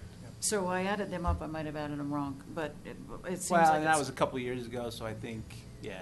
Right. Yeah. So $450,000. And I'm gonna put Bill on the spot, because he has an estimated cost for Park 3, which is near the cemetery. Which we're not real clear. Are you doing the 80% of that, and the 20% comes out of, is that 80% Yeah, I believe that's still the yours? case, and I haven't dove in or dived into that one Dived into the dirt of in that detail one. yet. But as far as I know, yeah, the 80% is still not part of the 10 million, 20% is. Uh-huh. So I've got some numbers that our construction manager gave me that are probably slightly updated. We're looking at a cost of well, I'm going to give you today's cost, and then I'll give you the rest of it too. So the today's cost would be 1.877 million for Central Park, of which, again, the town portion of the 10 million is 20%, which is 375,481. Now, when we look at it, we include escalation and contingency on that. Escalation accounts for, if it's not built for another 2 years, prices are expected to rise somewhere between 2 and 5% per year, depending on construction activity. And the contingency typically adds 5 to 10% for all the things that you can't think of that aren't designed yet. And so whenever we budget anything, we include those numbers. So with contingency, the Central Park comes in at 443,737. That's the town's 20%. That's the town's 20%. Okay. And the Village Green with contingency and escalation, it looks like $609,090. Okay. So if we have $5.5 or $5.7 million for the Parks 1 and 2, And minus again, the you probably want to excavation. add escalation and contingency on top of that, so it might become 620 or something like that. I'd have to do the But math, but. what I'm trying to get to is, suppose that we have $6 million for parks. Four million. Oh, I'm sorry, yeah, we don't have, but we have $6 million for excavation of parks under line 10, and we have $4 million for facilities, within the parks or building them out. So we have a $10 million bucket for parks, Yep. right? Are we in And agreement? all civic space, so it includes any library or indoor No, space. no, or no, no, no, anything. no, no, no, no, back Yeah, up. yeah. Well, but, no, back up. Line 10 of the Exhibit B is only parks, has nothing to do with civic space. That's the excavation. That's the excavation, that's $6 million. Line 10. I don't have do we have the exhibit we can look at, or? Yeah, we do. Well, it's on our Dropbox, but Is that's line 10, Exhibit B is the cost estimate? cost estimate in the cash, cost sharing agreement. Yeah, so it's just the estimate, though, so it doesn't mean that we're stuck to that 6 million or whatever it is. So No, the- but it's, The line language 10 that I is- keep referencing is from the cost sharing agreement and the actual body of the agreement. Because I know that the Exhibit B had estimated costs, like you said, but the agreement's what kind of dictates legally where all the money has to come from and where it goes. And cost sharing agreement, and I've just got excerpts here, I don't have the whole thing, but looking for in section, I think it was 8E, it talks about the civic space. And civic space is defined as a community recreation center, a library, public park improvements, and one or more multipurpose athletic fields. So that's the whole bucket of all the civic space. The developer shall contribute $10 million towards the cost of civic space. So you have $10 million total to pay for any of that you want to choose to build. And the rest of what I have gets into the timing requirements. But basically, the way I look at it, you have $10 million to spend on civic space improvements, whether it's library or parks or whatever. If you spend $10 million, Or town hall, whatever you want.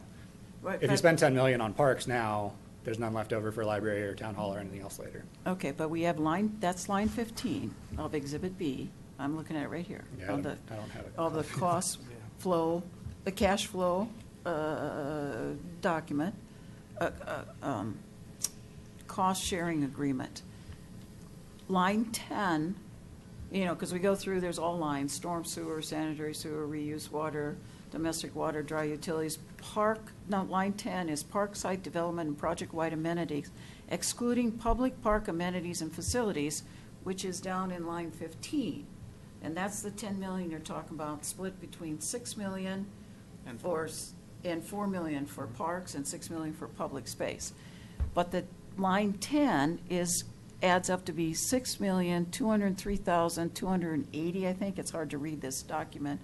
It's, in the And bigger. that's the excavation or grading That's work? so it's all of the grading and site prep, develop parkland planning area 1 and 2, naturalize open for space, the pedestrian entire- bridges over Coal Creek, For the pond entire- perimeter Yeah, landscaping. it's for the entire. Okay, so that's 6 million is separate from the 10 million. Yes, it is. What do you do? I'd have to look at the doc. Well- The document, the So, language doesn't say that. the line you're referencing is for the grading work for the entire development. But it specifically identifies each park area here. Mm-hmm. Right. I mean, as Yeah, a yeah. helpful That's why we're guide. saying Yeah. the cost estimate for Parks 1 and 2, the excavation work is not part of that. Right, Comes out of that's a where you different take out the category. 1.7 million that you mentioned. Right. So I think, I'm just trying to be all on the same page The here. one, You to know, clarify, 1.7 comes out of line 10. Correct. Right. Okay. 1.7 Yes, is out that of was line the 10. intent. Yes. Right. Right, But So- separate from the 10 million that's allocated towards civic space. right. And that is split between 4 million on line 15. It's split between 4 million for parks improvements and facilities and 6 million for civic space facilities, furniture, fixtures, and equipment. But Well, that could I be dis- swapped anyway, though. That could I be- disagree with you. I agree with what Bill said. I was assured when asking this question often during the cost-sharing agreement debate where that came from, because it was slipped in at the very last minute, and I was assured it was not rigid. It was a Right. working number. And given that, I agree with what Bill just said. However, Kendra, you issued a memo this week that made it seem much more fixed than I thought it was ever intended. So could you address that? So, sure. Well, Microphone. sorry. The way that it's fixed is that the money needs to be reserved for parks. A certain percentage of that needs to be reserved for parks. So the initial expenditure is not necessarily fixed, but the developer has the right to reserve $4 million of that for the parks. At least. Yeah, so however, if we choose to build 10,000 square feet of civic space, then there's additional money for parks. Right. Right. But what happens if we decide to build 100,000 square feet of civic space and it takes up the whole 10 million? No, the developer has the right to retain $4 million of that, $4 million just for the park. So we Yeah. can spend above and beyond that with our own money, however much we want to. But the developer's only obligated to put 6 million in of the 10 million because the 4 million needs to be reserved for parks. That is the element I have absolutely no recollection of. I thought it was all fluid, and it depended on the board's priorities at the time. I understand, and I think yeah. that was the section that was subject to a lot of rewriting at the very last minute. Right. So Well, yeah. So this is why I'm not agreeing or disagreeing with anybody. I'm trying to get the numbers straight. Been doing this for 2 years, trying to get the numbers straight.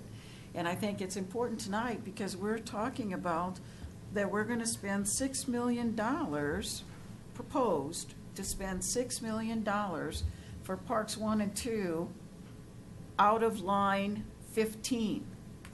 $1.7 million coming out of line 10, excavation. But if we use $6 million out of line 15, and we only have $4 million that's so far set aside for parks, for all the parks, and we're gonna spend another $600,000 for the Village Green, we're way over. And I'm asking the question, who's paying for that? If we approve that finance, or that FDP tonight, who's paying the $6 million? Who's paying for the $6 million of Parks 1 and 2, which does not include $1.7 million for excavation of those two parks, nor does it include the $1.5 million that we have in our budget for Cold Creek Corridor. right, nor does it include, as you said, the Village Green, and what Bill added is another 443,000 estimated right now for Park 3. So there's $1 million from Parks 3 and Parks 4 that haven't been accounted for, the two of them, Right. plus $6 million for Parks 1 and 2. And right now, we have $10 million on the table that we're planning to spend, that we're asking the developer to spend on parks. And if we approve this FDP, that's what the SIA said, that you, the developer, will pay for the construction of these parks. And I just want to make sure that you are going to pay for the construction of those parks at $6 million, Parks 1 and 2. Yes, I mean, out of the, again, we'll get into, so we fund things with tax increment financing, as you know. Yeah. The tax increment financing, the bond fund doesn't have, it's basically spent all the money it has on the public improvements that are on the site right now, are going to be in the site by the end of the year. Right. So that's where this whole discussion of waiting until there's additional bond revenue to pay the $6 million for the park. We'll pay it out of that bond revenue as soon as it's available. We can't do it right now. And that's part of the timing that we can get into in more detail separately from this. On the budget side, that's something I was also going to bring up today because I think it's fair that everyone's very aware of this. If you do approve, and we've been involved in the park plan. I like the park plan. I think it's a very nice plan. It'll be a great amenity. It is expensive. And so if we do approve the plan the way it is now without any value engineering, there is a chance that you're going over that $4 million of park budget and cutting into 6 or 8 or 9, getting closer to your 10 million cap. And at the end of the day, if you've only got $1 million left to spend on civic space, that's something you should be aware of when you're approving this plan. Is we know we're approving this, we're going to have a great park, but we're probably not going to have a library. Okay, that's what I wanted you to say, and all us all to be clear about, that we are basically using up all of our $10 million. I'm not saying not to do it, I'm just saying I want us all to be on the same page here, because we've always had this, 6 or 10 or 4 or 6 a plus of this. I mean, and that in the SIA that I read today says that you, as the applicant and developer, will build this FDP if it's approved per how it's approved. But that means it's $6 million of our $10 million set aside for civic. And we've already approved the Village Green. So at 400 and, what did I add it up to be? $433,888. And now, Bill, you're saying it's gone up to $600,000 with additional costs because you couldn't get it done by the end of this year. And you're asking us now to extend it, and so therefore it's going to cost more out of our fund because of that. So, Okay, we just so need to be clear. extending your logic, which I agree with, we do this with every park we ever build. We get in the wonderful plan that's gorgeous and excellent, and we use the word Cadillac and all these fun little terms. But this meeting's where the rubber hits the road on this. Is this how we choose to spend, a good chunk of that $10 million?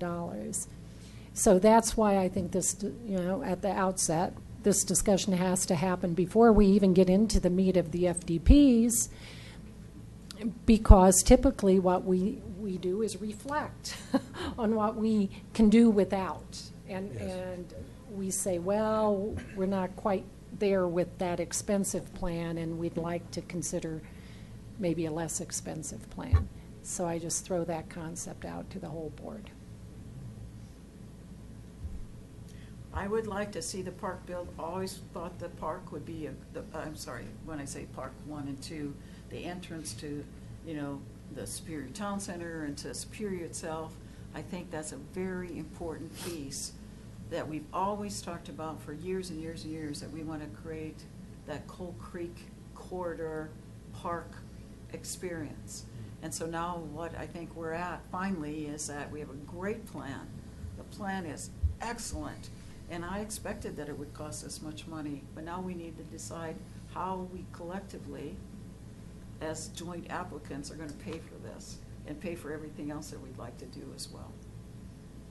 And the costs have risen because we haven't been able to stick to a date or timeline that we originally anticipated we would be following. So. Can we escalate that 10 million using the same inflation factors you've just used? That's a Bill? good point. 10 million needs to be escalated if the costs are escalating. Oh, come on. Well, that's a good point, because it did say in Exhibit B that it was not inflation. There's no inflation clause in there, but it would be most likely that there would be additional costs associated with that. Yep. But, I'll just say again, and you know this, getting the Coal Creek corridor and Parks 1 and 2 done right is valuable to not only the town, but to you. Oh, absolutely. And so we got to get this figured out. Yep. Bill, Go ahead. If we're saying that the cost we're seeing tonight that potentially we're going to approve is $6 million, and we're not going to build it for 2 years, is that going to go up to $8 million in 2 years for the same park? It's a good Now, thought that's in a the budget. really Have you carried any escalation? I don't know who put together. The town helped, or the Matrix helped prepare the budget for the parks. I don't know if there was an escalation included in that number or not, or what contingency was in there. It could. Yeah. So It's hard to tell.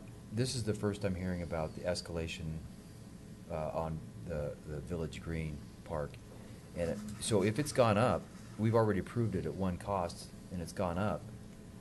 Don't we have the ability to look at what's going in that park and say, well, we want to change things because we're not prepared to spend that amount of money? And we agreed to a park a certain way, but now we're saying we got to do the same park, but it's going to cost us more. So can we relook at the number of grills that we put in there, or the types of trees, or the big boulders or whatever, just to get the cost closer to what we originally agreed to?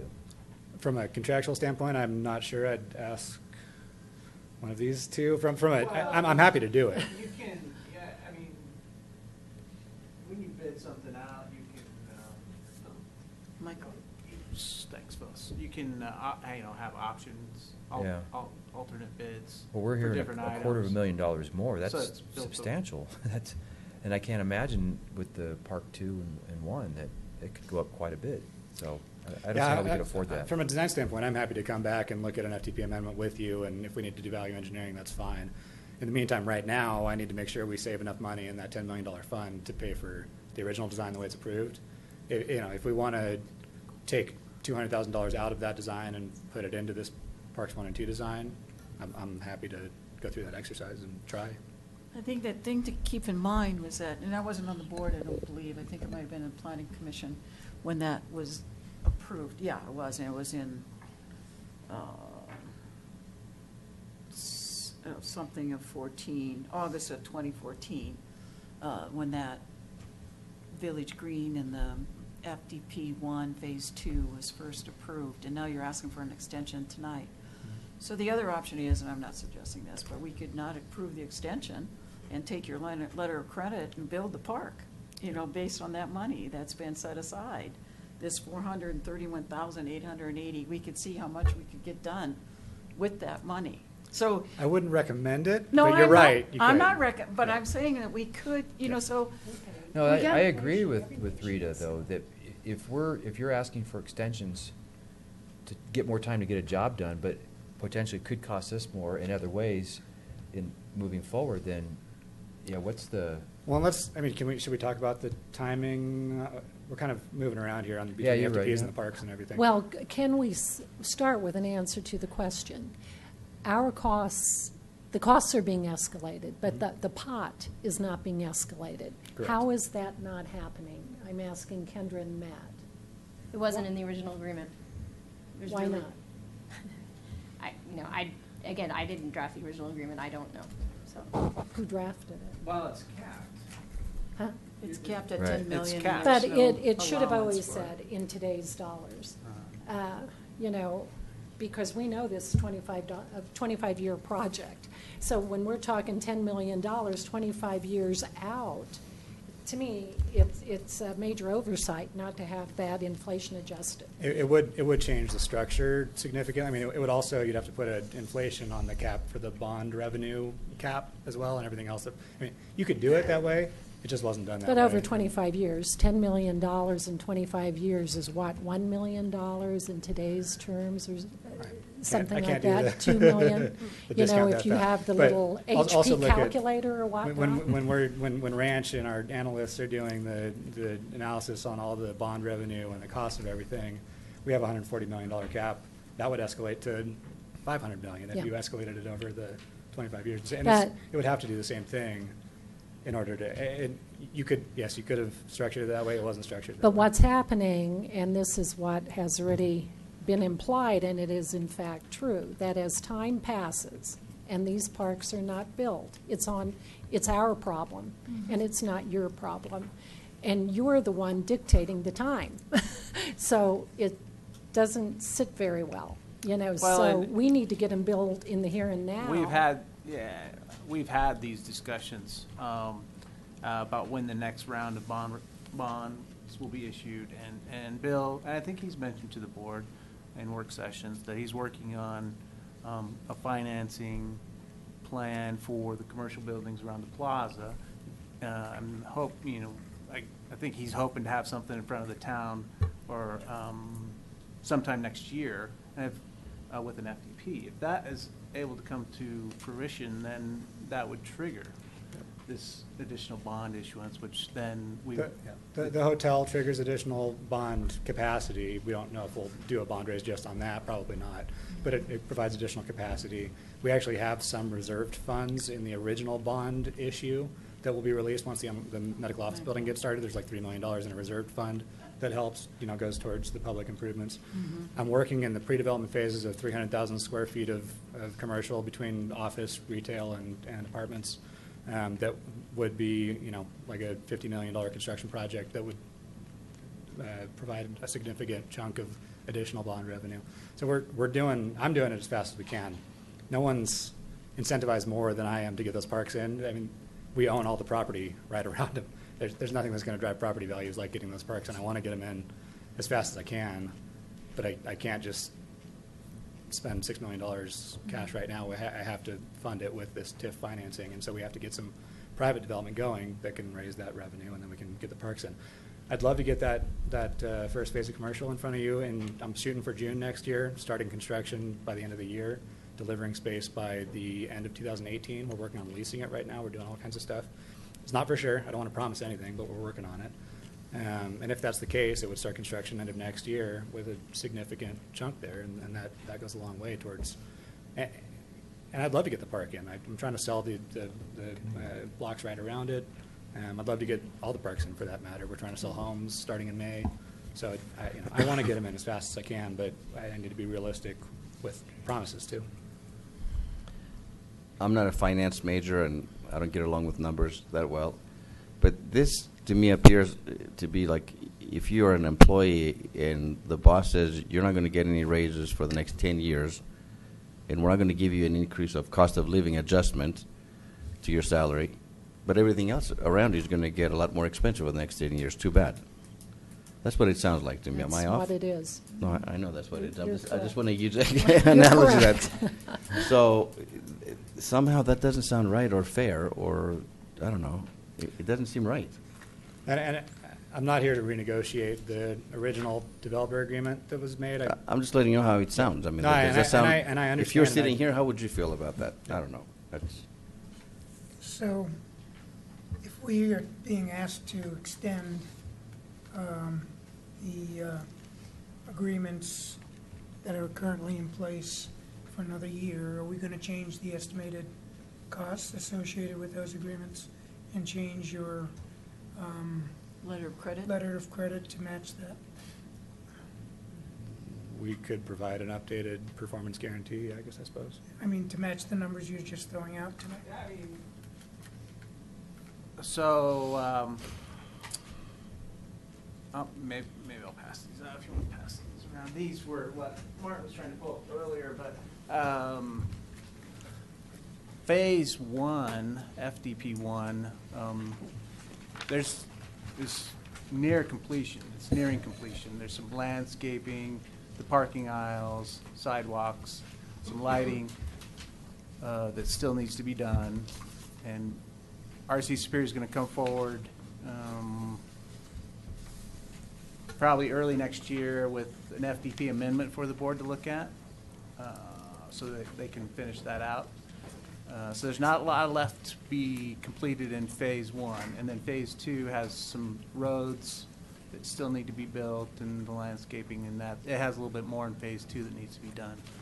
Everything but the initial excavation in Right, phase yeah. 2 has to be done. Yeah, yeah. I mean, Well, not quite. Do we want to talk about this now, or do we want to? well, no, Well- let's stay in the numbers, because I think this is still important. We haven't finished the numbers yet on Parks 1 and 2, which is what we're talking about at the moment. Yep. And so for me, I have a real conundrum, that we're faced with in my brain about the fact that the town has created an FDP for land we don't own. We're asking you to be the applicant and commit to building it, but you don't have any money to build it. And we're going to use up basically all of our money that was put into the cost-sharing agreement 3 years ago now, 3 years ago, October of 2013. So what we have is that, and then now you're saying that you won't build it for, won't complete it for 3 years. It's in the SIA. I don't know if you committed to that number or that date or not. But I'm sitting here going, why are we approving an FDP for something that you don't know how you're going to pay for or when you're going to be able to pay for it as the applicant and the developer? And we don't know what we're going to get for sure, because 2 years from now, the price is going to go way up, I bet, based on what we've already seen. I just have a real problem with approving an FDP that we know is not going to get built for 3 years and using up all of the money, virtually all of the money that we've been Well, assigned for parks. I mean, that's worst case scenario. Well, that is the scenario we're being It's asked sort to of consider realistic tonight. scenario right now. That's what we're being asked to Right. consider right now. I'm not throwing blame or accusing. I'm trying to figure out how So- do we get to a resolution here? Right. In my mind, something's got to come first, right? And it's the final development plan. Nothing can be built until that's reviewed and approved. I think the town has the opportunity to start the Coal Creek improvements next year. And now we could pull that out of this FDP and bring that forward separately. Yeah. That's an option. Yes. Yes. Right. But without the FDP, nothing happens. Now, we can delay that until next year or, and. But with the 20 FDP, nothing happens. Right. Right. Well, Well, there's that's- one good reason to do the FDP now is so you can start the permitting process. It's probably going to take 18 months to get a permit on the creek improvements before you could start work, even if you wanted to right now. So we need the FDP to do the permitting? Yeah, because you need an approved plan that you can give to the Army But Corps of Matt Engineers said and we can everybody pull else. that out. We You can could- pull Coal You Creek could pull the out. creek out. I don't know what other improvements nearby would need to be included as far as all the Army Corps and all the review goes. Yeah, 'cause part But of I'm the- sure you could pull out the parts that need to go to Army Corps from the rest of the fields and everything now, which is fine. So answer the other end of the conundrum. If we approve it all tonight, we have to admit full well, right here and now, we're not going to be able to build it as it's depicted in the FDP. So there's going to have to be a series of amendments that pull stuff out. Yeah, the of it. amenities in the park. Yes. Yeah, I agree. So we're having major board overhaul in 1 month. And it is hard enough. The institutional memory of the 2013 process is getting sort of slim here pretty quickly. Including myself. Okay. And if anything ever happens to Matt and Martin, we're out of luck entirely. Anyway, Paul. And so the point is, why are we in such a rush? So.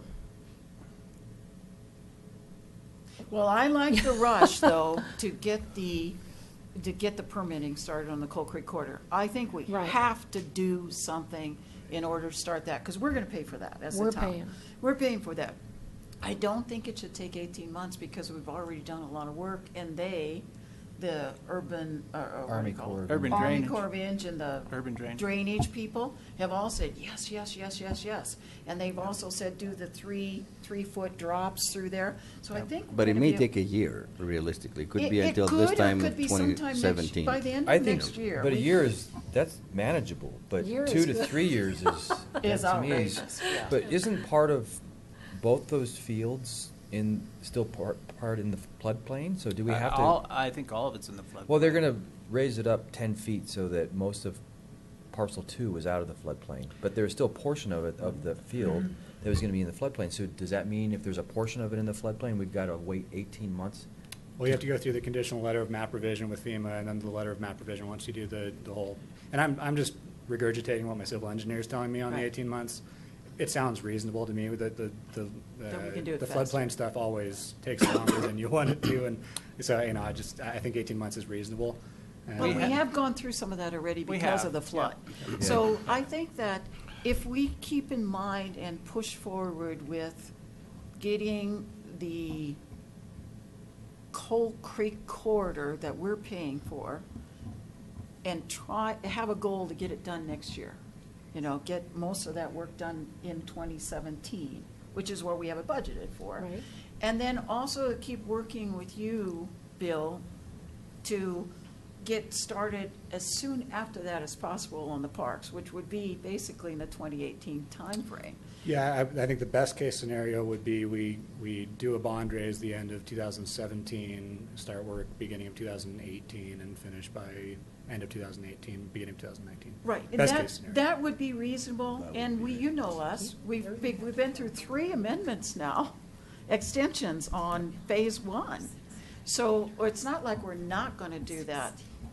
I think that's a reasonable expectation that I came in here thinking we're going to do. But after I saw the cost, I'm sitting here going, okay, now we have another issue. We could do what you just described in that timeline. 2017, do all the Coal Creek Corridor and the permitting and all that, and then 2018, hopefully have all your ducks in a row to complete the parks themselves. But now we need to make a decision about the fact that we're going to spend virtually all of our money on parks 1, 2, and 4.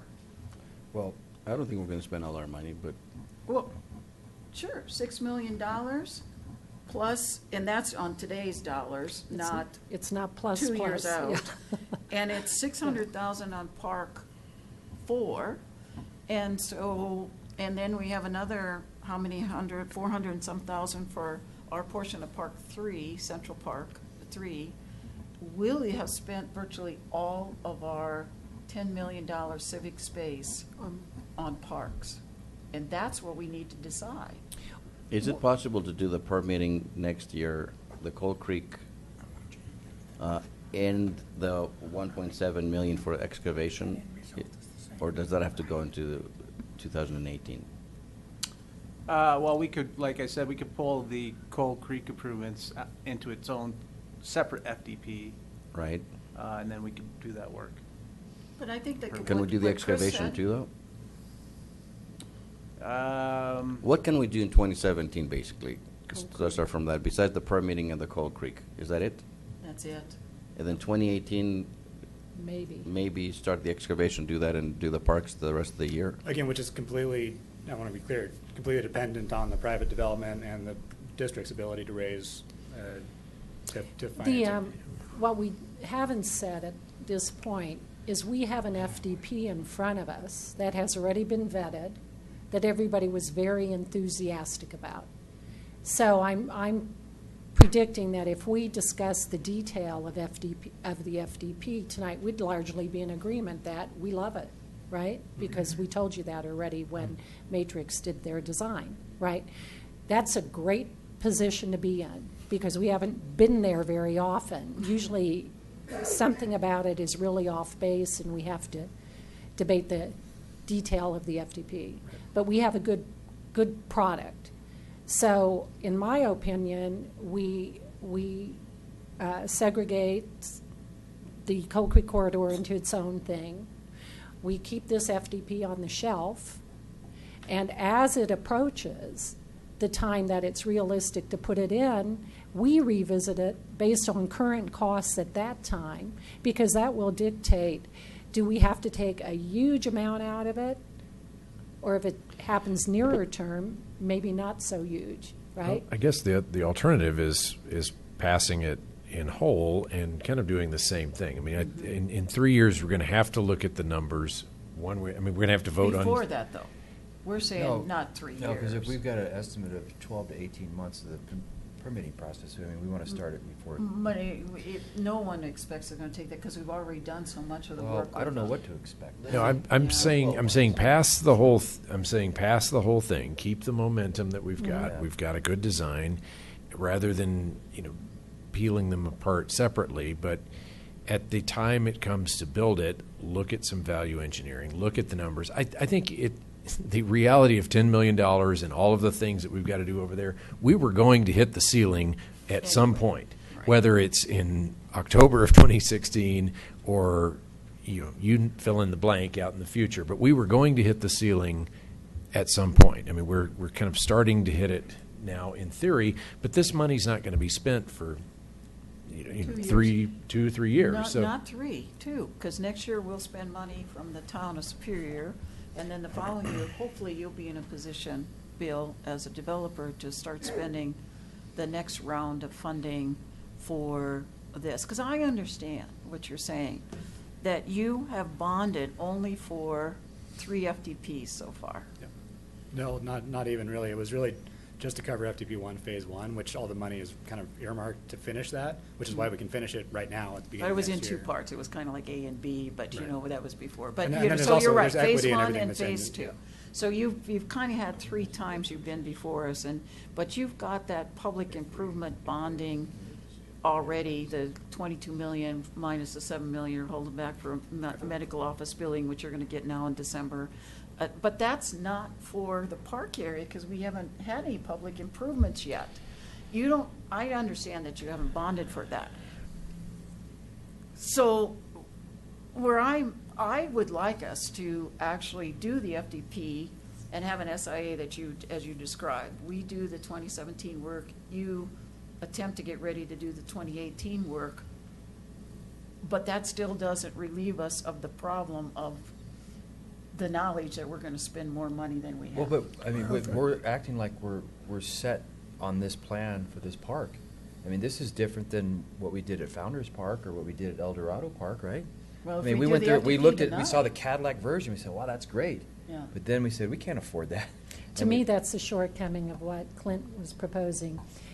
If we approve the FDP in total tonight, we are de facto saying 7.3 million for 2 parks is acceptable to us, which is 3.65 million per park. We rejected that for the school parcel in a community of 2,000 homes that have been paying property taxes to this town for 15 years.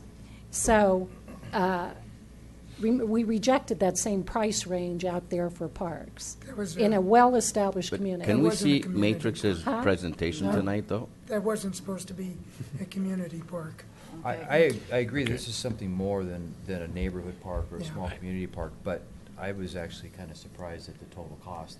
And on some of these things, just retaining walls and bleachers and Yeah. stairs is $1 million. The quandary on the costs are, it's But pretty evident to all of us. I agree. I agree that we're going to be putting a set of numbers into approval, but that's all it is. It's only until we get construction contracts in front of us do we have real numbers. And I think prior to that point is when you. That's not what the SIA says. Well, You yeah, know, the SIA says technically- they will build it per this Yeah, plan. exactly. Technically, because it's Yeah. the Metro District who would actually contract the work. Yeah. So we have. Joe, the- what were you going to say? I was going to say, first of all, it's pretty evident $10 million isn't going to go very far. Especially in 3 years. If we don't spend it here, and we wait to spend it in 3 years, and we wait for how many years to spend it on a building, it's going to go even less. I mean, if we reserve $3 or $4 million for a building, that's 30,000 square feet. That's going to scratch the surface of the building. So, And it's not even for the construction of it, it's Yeah. just for the facilities and the things inside of it, So- you know, that we're paying for with that. So what's the upshot of what you're saying? I don't think it matters much. I- If we I'm- wait and delay, unless you want to just hold this and cut the thing with the idea you're going to cut the park back. But even if you cut the park back, you're going to save, a couple of $1 million maybe, and that gives you, I think we could cut $2 to $3 million out of that. I really do. do you? Well, Yeah. Well, even let's that. see the parks. Well, then we might have to, And I don't see how you can proceed tonight if you think. well, that's what I was gonna say. Yeah. I think that we were coming here with the expectation that we would approve an FDP that's been vetted by everybody, including we've seen it already too. But we never saw the numbers until tonight. Now, And- I'm not, again, there's no blame here. It's just that now we have all the data in front of us. We need to make a decision based on that data. I don't have a problem with spending the majority of money on our very wonderful, I can't think of the name, but, you know, a beautiful, you know, what namesake or, you know, something that shows us off as the top crown in our, top gem in our crown.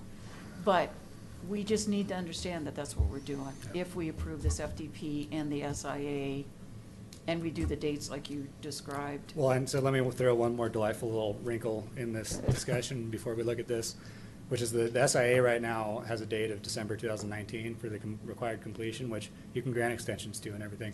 But we can't, I don't want to end up in this position where we are with FDP1 and FDP2, because we don't know if we can build it by 2019. I want to, but I can't promise. So we can't sign the SIA the way it's drafted with the December 2019 date. I'm happy to sign it if you tie the completion to the existing bond language that's in the cost sharing agreement. Or you could approve the whole, I don't know if you could do this, you gotta tell me if you can do this, but you could approve the design of the FDP subject to a future SIA before we start construction, in which case you'd have a chance to look at the numbers That again. violates the development agreement. Development agreement is very specific. We So we looked at can't- that we already. can't So do that that. was what I was going to bring up, is we have an SIA that developer's not agreeing to. So before you go through the trouble, I'll throw it out there of looking at all of this. We still haven't reached agreement on an SIA. So This is what I don't understand. There's contingencies in there for you to ask for an extension, one of which is if you don't have the funds to do it. I think there's another contingency. Force majeure. there's Well, force majeure. There's three. They have Mhm. two options Mhm. aside from force majeure, and I forget this, One is a mutual agreement of, the town and the developer. which is what we usually do. Right, the other is if they don't have sufficient bonding capacity to build these improvements. It does not tie anything back to any larger number than bonding sufficient to build these improvements. Because we didn't want to be held hostage by saying, we can't get $50 million in bonding, therefore we can't build your $6 million park. That's the problem. So Okay. that's why it was worded like that, rather than the original language, which doesn't apply, but the original language at some point talked about $50 million in bonding capacity. And from RC Superior's standpoint, getting rid of the $50 million language is tough, because the $50 million language gives us a clear target for, once we hit that 50 millionth dollar, we have to commit $10 million of it to parks. And so we've been budgeting that the whole time to pay for the parks we might do it sooner, but we wouldn't want to happen, that could happen with the language that we have drafted, is we raise a bond for $5 million based on the hotel thing. We need to install Discovery Parkway to get homes in the road and get Village Green in and sell homes over there. But because of this SIA, now I have to spend not on these parks that are way far away from all the development we're doing, and it stops Discovery Parkway and it stops Village Green and everything else from happening. And the town could force us to do that, and I don't want to end up in that position. But you've already bonded for Discovery Parkway. I mean, those public improvements were in your first set of bonds, but, I don't know your financial, You know what I'm your saying? balance And sheet, yeah. that was just an example of But one road. yeah, right, but, so, I think that one of the things one clause, and the 50 million's gone, so, let's be clear, that's gone, Just to be clear, the 50 million hasn't There's no applied trigger. since September 2014. What was that? Because there were two different options under the CSA. We elected one option and not the other. So I think if you guys are budgeting based upon that, we probably need to discuss that, because the $50 million option went away as soon as we gave notice in September of 2014. So that should not be part of your budget process. That's news to me. Well, we tried to communicate that a couple meetings ago, but people weren't hearing it. If you read the cost-sharing agreement, it's very clear. But anyway, so where I'm back to is that the other thing that's also gone, that used to be in the financing agreement, which was superseded by the cost-sharing agreement, was the clause or statement that said the developer will build the parks as the blocks adjacent were built out.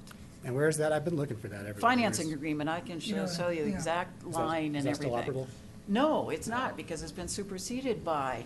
But what I was saying one other meeting, many meetings ago, is that might be another thing, because you even mentioned it, Bill, just a few minutes ago, that if Block 6 gets done, then you can bond for Block 6, and then that opens up the opportunity to build the parks along the creek, because that's along the creek. So there's some things we could talk about, and we need to talk about before we actually approve something and then find out 2 years from now that we can't do it. I'd rather have us understand what we think is going to happen over the next 2 years, rather than just say, yeah, you just approve it and we'll build it someday 5 years from now. I think we need, every SIA that I've ever read or been involved with has a date certain. So if we're not going to have a date certain, we have to have a very certain trigger to build, and the 50 million isn't it. But it could, yeah, go ahead. And we can get more into this outside of a public hearing, but what's the trigger now, if it's not 50 million, to fund the 10 million? There is no trigger. There is no trigger. That's the problem. The trigger, We'll work together. We work together to identify a date. But there's nothing based on bonding capacity. So I Okay. think that's been the The- disconnect. I think this needs to be figured out, Yep. not by this board. It needs to be figured out of here. So I think we need to look at the path of pulling out the Coal Creek corridor and proceeding with that. So what does that look like? I mean, is that something that can be done and presented to us in 2 weeks, or is that not a 2-week process? I think probably the earliest would be the second meeting in November, the first meeting in December. Okay.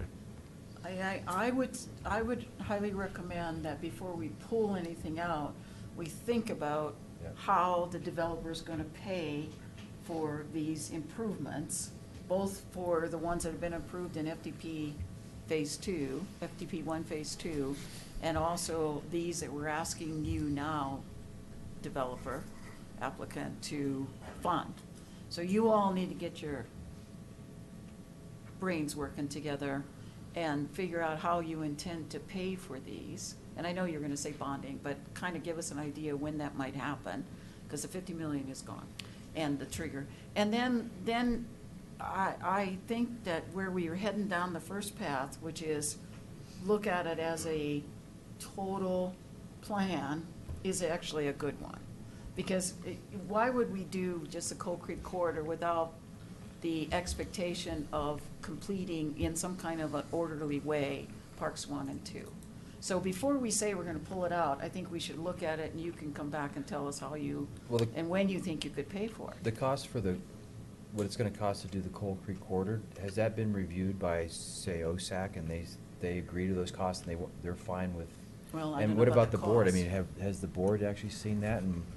We have it in the budget, we just approved Budgeted, $1.5 yeah, million $1.5. tonight. We have not seen the plan, however. No. Yeah, that's- Likewise, OSAC has been given the amount, but they've not seen the plan either. Oh, see, right? see, that's They why. provided comments. Well, The chair was I here take tonight. it back. The number of trees and the, They and the saw paths the, and all of that were they in got the there. preliminary presentation. Mhm. But the did park Did they improvements. comment on the proposed FDP? Uh-huh. Okay. Mhm. And they endorsed it. Right. And- Yeah, and Ken Lish was here earlier, but he Right. enjoyed, in Trish is public here, comment, yeah. he said it But- was good. We have ProStack here. I don't think ProStack saw this plan plus these numbers No, not the for this. numbers. So We I guess didn't- I'm confused why we would do anything They with saw the this. plan, they didn't If see the we, numbers. all the other parks in this town, we've So done, the like I number, mentioned, the though. estimated numbers were were finalized last week and put in the packet as part of the SIA. ProStack has seen the plan and provided comments to the board. But not the the FDP, numbers. But not the numbers. Well, Patrick Hamer, town staff, following all other processes, we've been ProStack has not reviewed the numbers on any of the projects that we've brought forward to the board, including Founder's Park or El Dorado Park, and that's been reiterated by this board several times, making sure that amenities are addressed, not parks being built, or the committees commenting on park uses based off of a budget. So the committees have been aware of the plan and have seen it, but they haven't, we just received the budget numbers. Yeah, so refresh my memory, please. When we did Founder's Park, Correct. and we went through all those processes, and we said, okay, all the things that you want to see in this park, and we put them up there. Then at some point, we put numbers to them, and at some point, we said, here is the Cadillac, it's option 3. Here's option 1, which is a very bare bones, and here's option 2, which is kind of a combination. We never got that here. So that's what I struggle with, is who has seen this compared to the plan that was presented, compared to the numbers that we're seeing. And I'm under the impression this is the first time anybody's seeing Right. these numbers to Yeah. that. And how come we're at an FDP before we've actually seen the numbers and said, you know what, we don't really need to have those concrete bleachers that are costing us $170,000. I don't need a $200,000 bathrooms, you know. Or, I love the concession stand idea, but I also liked a water feature in Founder's Park. So I think that I agree, if I'm And we have a understanding water Sandy, feature that- there. Bennington that we, comment that we go earlier back a little is bit. really apropos. We adapted other parks by the estimates. I mean, Yeah. and here we are with an FDP and an estimate that's kind of blown us Well, away. what we did in the past, which is fine with the other parks, we said, don't worry about numbers. Let's see what you guys want, and then let's see if it's affordable. And then we took out the things based Right. on cost and real needs that we wanted in the park. So I think we're way ahead of ourselves, and I think we need to go back and get this thing down to $4.5 million, or $5 million, or $3 million, or whatever the board decides. I think that clearly the numbers are where we're at an impasse at the moment. Until we understand them, I don't And the think we should. completion date's not a minor point. It's Well, the huge. completion date, I think, we kind of had a conversation about that, but we can't really do that until we know what it's going to cost and how they intend to, when they think the developer might be able to fund it. I don't like throwing numbers in there that are 3 years out, just because, just to have a number in there. I'd rather have a number that we have some confidence in, or that we recognize this has to happen before we can actually do it, not put it in the language, but necessarily, but recognize that. And right now, if we're doing an FDP today that won't get built until 2019, sometime during 2019 to December 31st of 2019, which is a date that's in the SIA that I don't agree with, and you don't agree with, but for different reasons. You want it further out, and I want it further up. So the numbers are a big problem first. It is. And then we gotta work Either on way, it. I think it's worth at the very least, treating this as a concept plan presentation and talking about what you like about the park, what you could value engineer, and. Well, we've done that in a work session. I mean, the board has seen And this. it's a public hearing, we Yeah. can't. Yeah, we Can't. can't go backwards. So, Sorry. Matt, Sorry. based on what you know of the plan, if we've got a couple of possible solutions here. Is it advised or not, after all this discussion, to pull out Coal Creek Corridor and send the actual amenitization of Parks 1 and 2 with the cost and everything back to ProStac for a review now that costs are associated with it? I mean, to what degree what risk do we take if we pull out Coal Creek Corridor and ProStac and/or the board says about Parks 1 and 2, we're going to really cut out let's say $1 million. We're going to cut out $1 million worth of amenities because one can conjecture that those amenities might influence something in the Coal Creek Corridor, that if we went separately with that. Are you comfortable pulling out Coal Creek Corridor or not, given that this board may ask for Parks 1 and 2 with costs to go back to ProStac? Yeah, I mean, Patrick and I have talked about it as an option, and we're comfortable with that.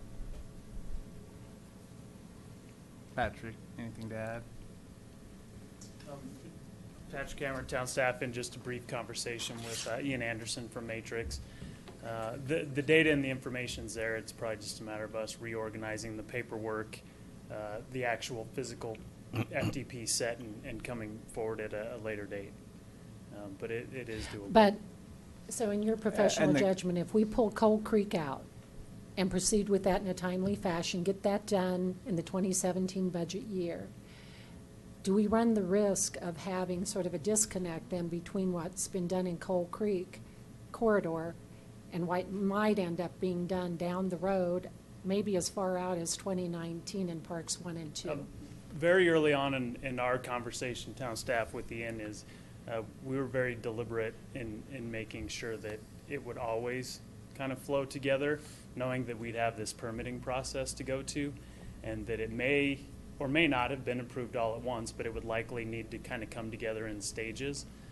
We could do the Coal Creek corridor and take it back to kind of what's existing grade now, and then still work with the future plan as it was presented with raising the field at a future date. But and as Bill mentioned and as we've mentioned previously, it will take us the greater part of next year just to get through the permitting process and the approval process to do the creek corridor. So being able to start that process sooner rather than later is a big benefit to the project.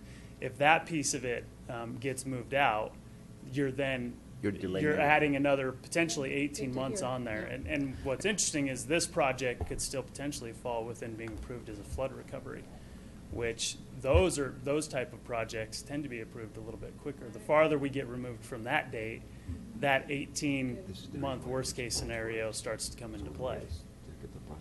And I think we have to, no matter what we do, move forward with spending the money that we intended to spend on the Coal Creek Corridor. But my concern is making sure that it flows together, like the excavation that needs to be done by the developer. I don't know if there's excavation that has to be done in order for us to do that Coal Creek Corridor itself. And I don't need an answer right now. I'm just saying that that would be one of the questions that we should address is, is there excavation work that needs to be done along Coal Creek Corridor that helps us develop the parks later, and who will do that? I think that Patrick makes a really good point that while the urban drainage is all excited about this and maybe wants to throw it into the flood recovery, we should just keep this going as fast as we can. So What can we do tonight to begin the process, though? Because I don't want to delay it into the next decade. The next process for what? Begin the process to get the, Coal Creek done? yeah. But I would also say on the parks, I don't want to keep delaying that either. I mean, But the permitting won't happen unless we pass something tonight, right? Or we have to Well, pass something yeah, soon. We have to have some kind of a plan. I say we don't approve anything tonight. No, You no, can, not because you tonight. don't have an Yeah. application pending Right. with the correct. So Right. we bring anything- these I mean, back, but legal it'd be nice. description or anything else. I had one more question. That was about the bridge on Marshall Road. Is that contingent upon the Coal Creek corridor too? That's a question for Bill. As far as the permitting for the bridge, would that be associated with the Coal Creek improvements? Or maybe? That's a great question for. Somebody else. Is the Marshall Road Bridge included in the permitting that you would do for the Coal Creek? No. So that'd be a separate permitting process for the bridge. But you'd be doing that. It wouldn't be, yeah. Right, when that's you correct. go. Yeah. And when do you think, just silly wild ass guess, a swag? It's so hard to say. I mean, soonest 2 years again, similar to the best case scenario on the other thing. Because you don't need to get people into the town center across the bridge, Yeah. Coal Creek yet. But the Exactly, park, right. the boutique hotel perhaps might want that. Yeah, certainly the boutique hotel, the way we have it planned right now is at the entry on Marshall Road there, right across the bridge. So yeah, it would be huge for once the north sides of blocks 6 and 7 get developed, they're gonna want that bridge as soon as we can get it in. Right. Again, it's the question of balancing those dollars against the dollars to put roads in the southern part of the property and on all the other public infrastructure we have. The nice part, this first push was a big, and because we haven't gotten to the FTPs thing yet, this first push was a big victory for everybody, getting all the Main Street stuff in, getting all the main infrastructure that serves all those 8 blocks along the commercial, downtown center. So there's a lot of that work that's done already. Timing on the bridge, it all depends on the market and how fast these things get developed. If we do the vertical development, like what I'd like to do, and hopefully we get that done next year, that starts to accelerate it, because then I can start controlling the vertical development. But the part of it that we're selling to other developers, I can't tell people to buy the land faster. But block 6 and 7 really will help drive the building of the bridge. Right. Which I thought that was what you had Yeah, said. absolutely. Because once so if you can get block 6, which is where the potential is for the boutique hotel, and other things going over to Main Street, up against there, and possibly block 7, then that would generally drive the need for the bridge, which you put in an FDP for, and that should also drive the ability for you to do parks 1 and 2. Yep. Okay. I appreciate that, because I kept hearing 2020, or 2022, and I'm going, no. You'd want that if you get block 6 and 7 done. And there's always two sides, right? There's the timing that I'd like to happen and that we're pushing for, which is as fast as possible, I obviously. understand. I And there's the understand. timing that I can sign a contract for, and they're just different things. We have to have some. I don't want to make promises I can't keep. Well, it's not a problem, it's just a swag, like I said, kind of a silly, wild Yeah. ass guess. I just can't sign a Yeah, right. paper. So, Okay. okay. So we're in a public hearing for an FDP that we're kind of shifting directions on. So what is the guidance on Well, how to? we could continue it to a date certain, but it will be a different FDP when it comes back, so that doesn't make a lot of sense. Right. I would suggest that it just be withdrawn at this point. That the application be withdrawn, and then it can be refiled and renoticed for an appropriate hearing, and I think the applicant and the town together would have to agree to do that. Can we actually see Ian's presentation or not? I don't know if got the stomach for it. Yeah. Really, you know what? I'm really disappointed, because the parks have been not just these 2, 1 and 2, but throughout the entire development have been key to this development. And now to hear that there's a chance that we might not see these 2 parks, which are the cornerstone parks. These are going to be fabulous, or they could be fabulous, that we may not see them for 2 years, 3 years, maybe 5 years. I don't even know now. I don't know what to expect. And I'm really disappointed. I mean, the residents of this town have been excited about those things, and I don't know what to say. It's Yeah, and I mean, I know it's no consolation. It's the development business is frustrating, and I mean, imagine having $30 million into this and then having everything slow down and nothing happen for 3 years. It hurts. I know, bad. Bill, but these are parks. They're not parking structures. They're not a town square. They're not these complicated buildings. They're parks. And I don't understand how parks can't be built. I mean, It's $6 million. well, I disagree there. I think that we'll go back to those, and I think we can get those down a little bit in cost. But still, I just don't see these happening now for quite some time. So I'll leave it at that. I mean, they could not happen until, I mean, right now, there's no roads in there. I mean, so even if we approved it and it could be started immediately, there's no bridge, there's no FDP for a bridge, and there's nothing going on around it. So it's all, to me, it's all got to come together. I agree, but there's a difference between 1 year, 18 months, and 3 years or 5 years. Because does anyone on this board, including Bill, I mean, would you say that those parks are going to be built within 2 years? I would hope they're started within 2 years, but again, I can't promise. Yeah. So you could probably say, yeah, they'll be built. With 95% certainty, you probably say, yeah, they'll be built within 5 years, right? That's not exciting to me. So we're not even starting the permitting process then? We can't. Well, We can't until we have an approved plan. That's what we just heard. Well, for the Coal Creek corridor, we've got to have a separate FDP No, I get that. I get that. to start that process. Okay. Just to clarify the Mike. aspect of what Chris was Microphone. trying to say, those of us who were involved in the excruciatingly difficult 2013 process, under duress because we were told you have to rush to be here 3 years later, almost exactly, and still be talking about a 2 year or 3 year or 5 year window after this time. It's really unthinkable. That is hugely disappointing. Yeah, and I just want to say, you know, I totally understand, and you know, I do think, in all honesty, that Randy Goodson, when he was here, thought that as soon as this was approved, developers would rush in, everything would get built, the bond funds would be there, and the parks would be done by now. I think he really thought that.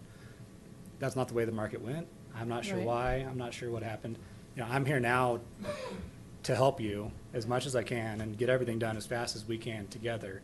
The development agreement's already signed. There's no argument between the town and the developer now. Everything's already agreed to.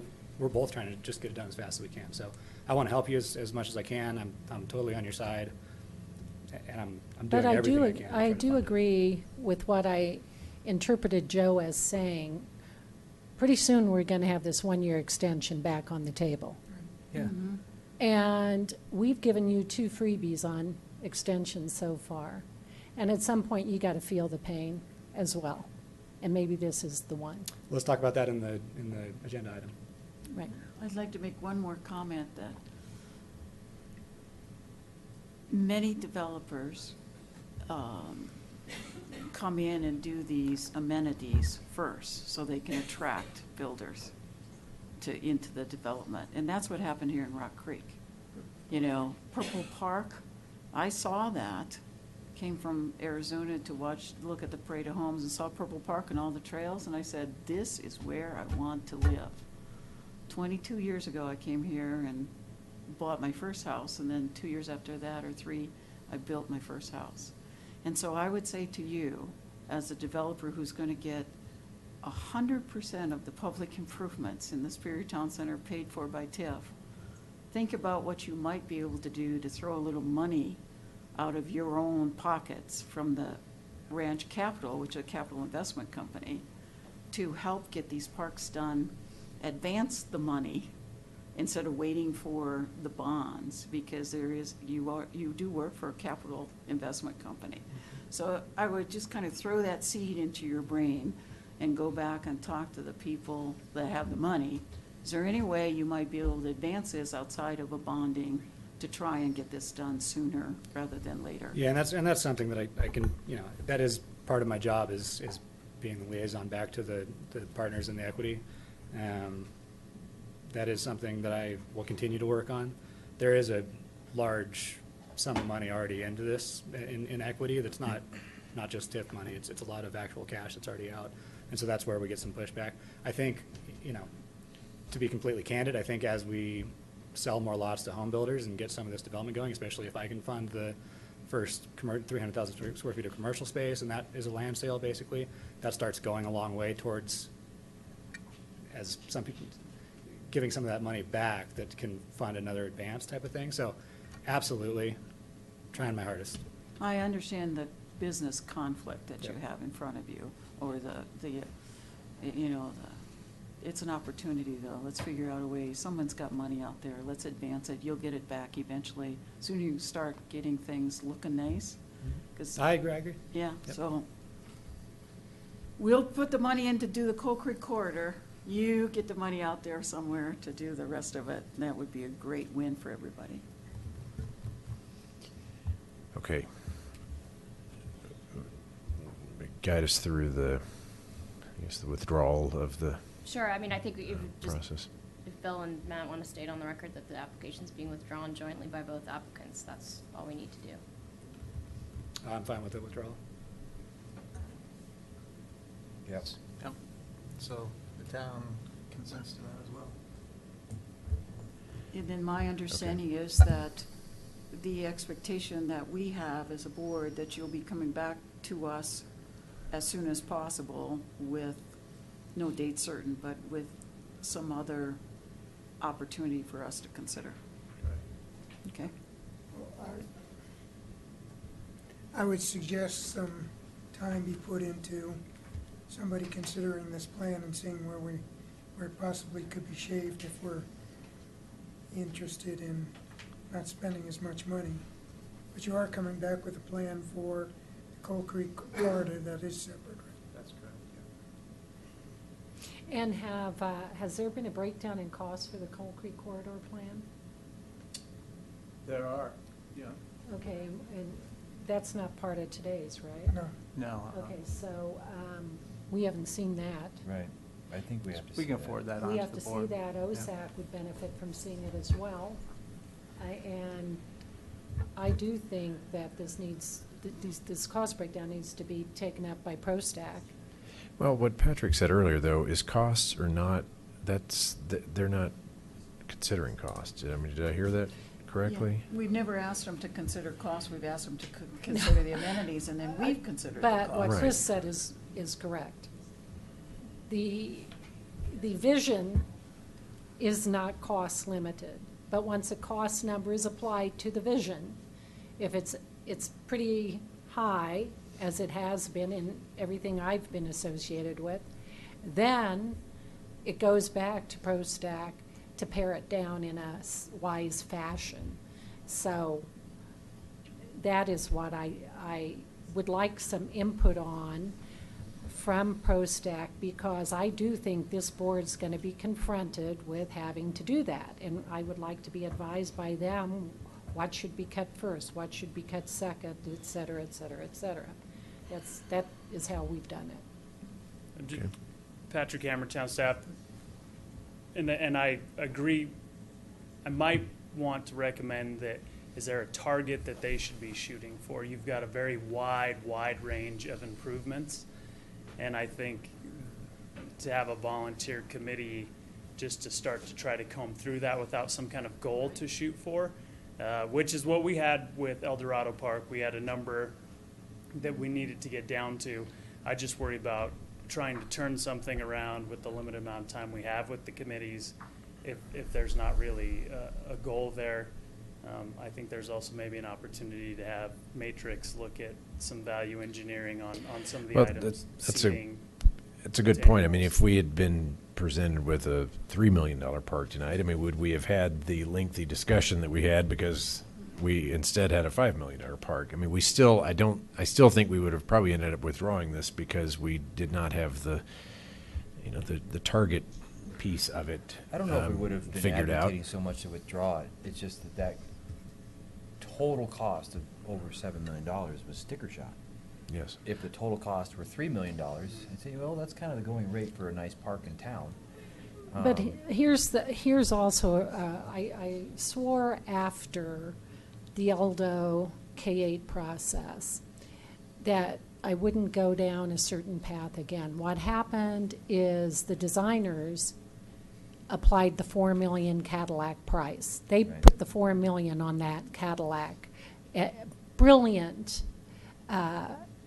ProStack really did an excellent job of putting together ProStack, Design Concepts, Greenplay, whoever, jointly, an inspired concept that would have cost $4 million by some rough estimation. When, which some of the board said was way too high, right? And so they threw it back to ProStack, and ProStack pared it down to $3 million, right?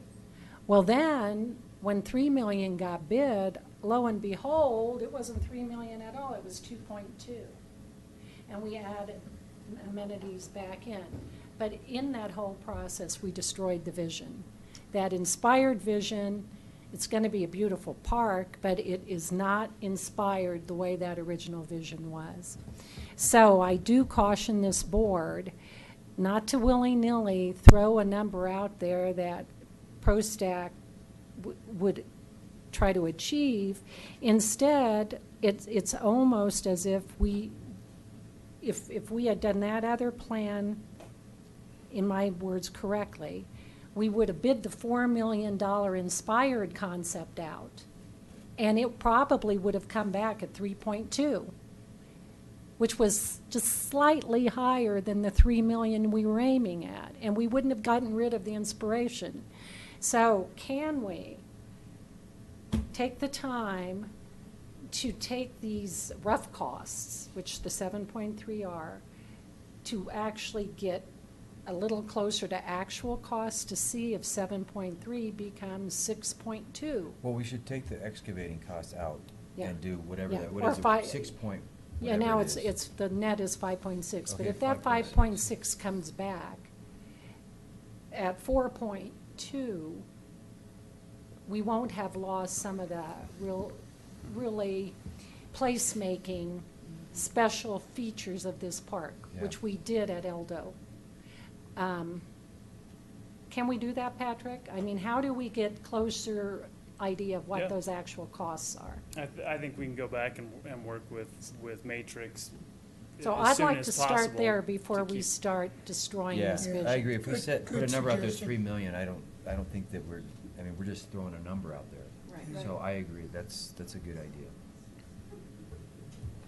Okay. And then I would like to know when we'd have the discussion about how much we're willing to spend on parks versus how much we're willing to spend of the 10 million on other things. When do we, or how do we have that? You know, we have $10 million to use, and where do we want to use it? We need to have that discussion. Can we have that discussion after they go back and?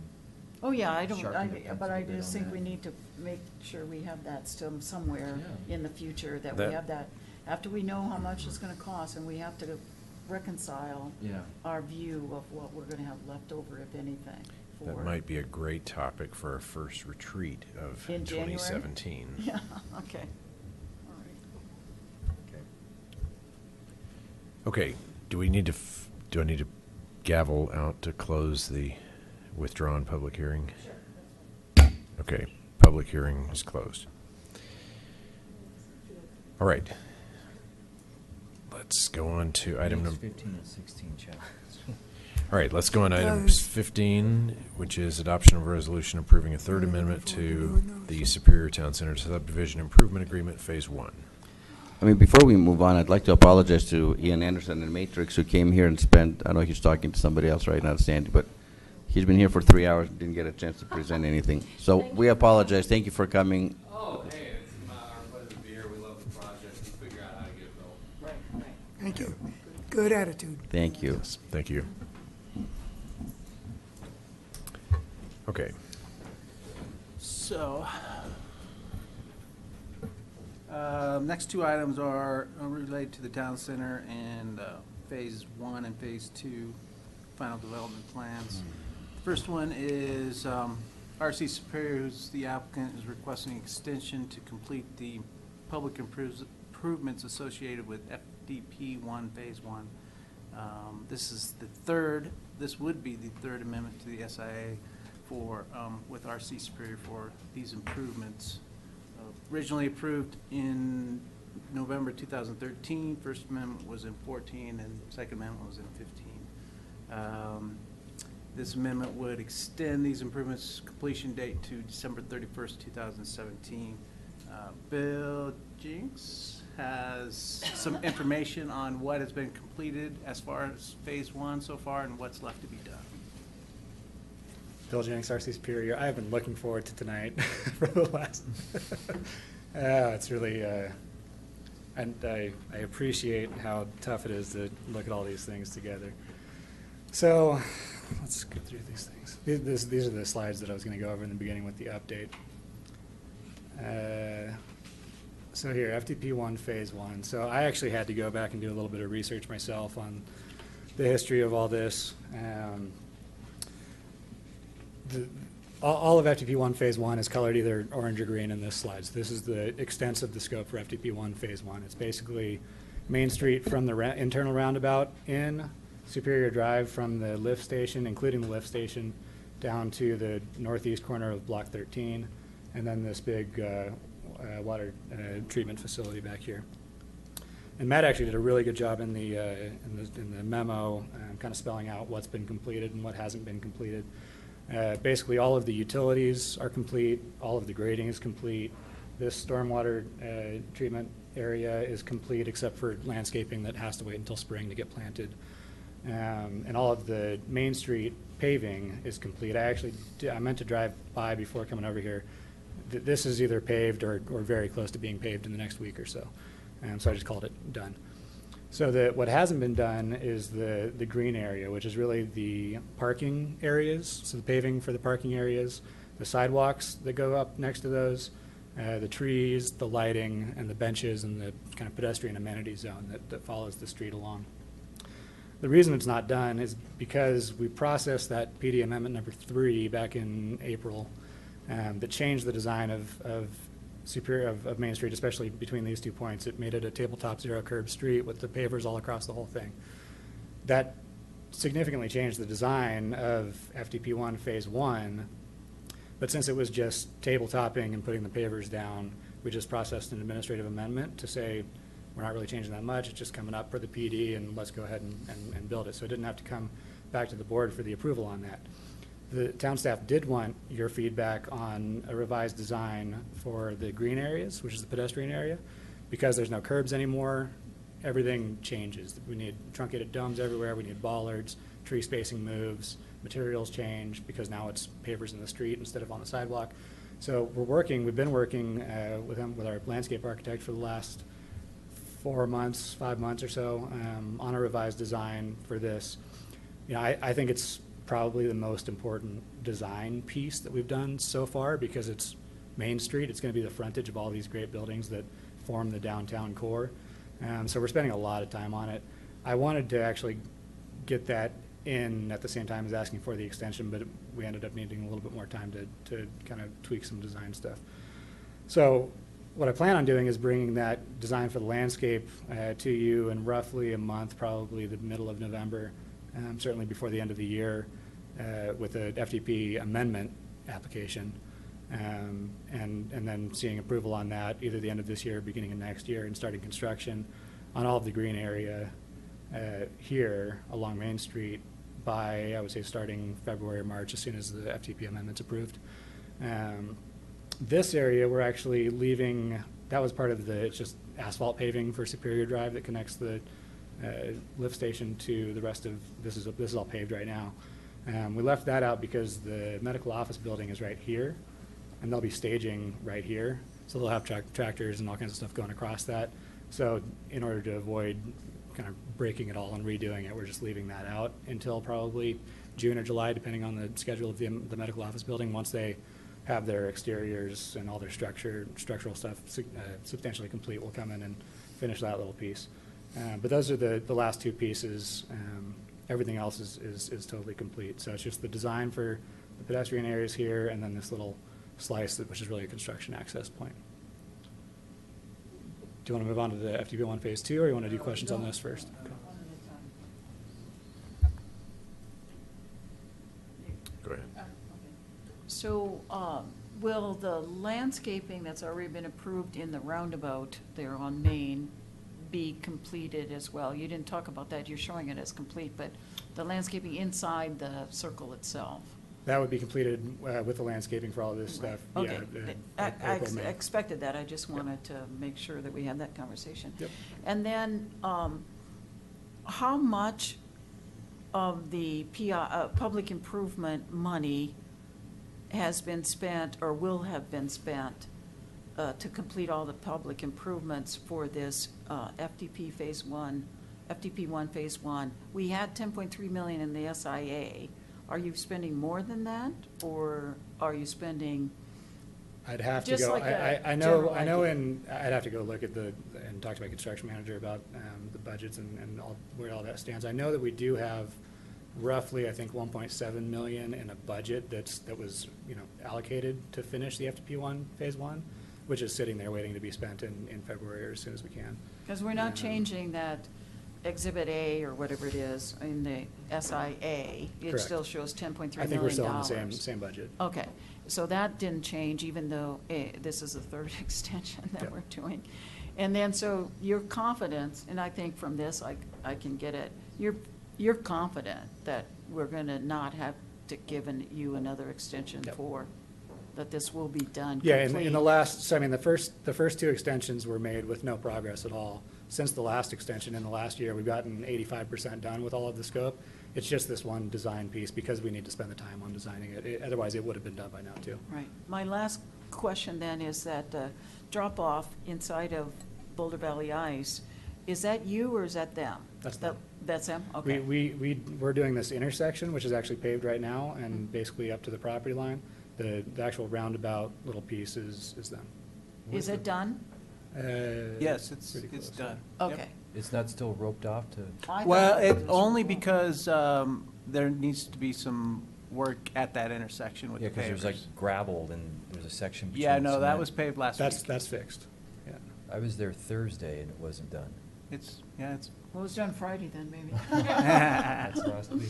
Well, so where's that parking lot that's there right now for Impact Sports? The temporary one, or? Mhm. Yeah. The temporary parking lot's right here where the Okay. plaza will go.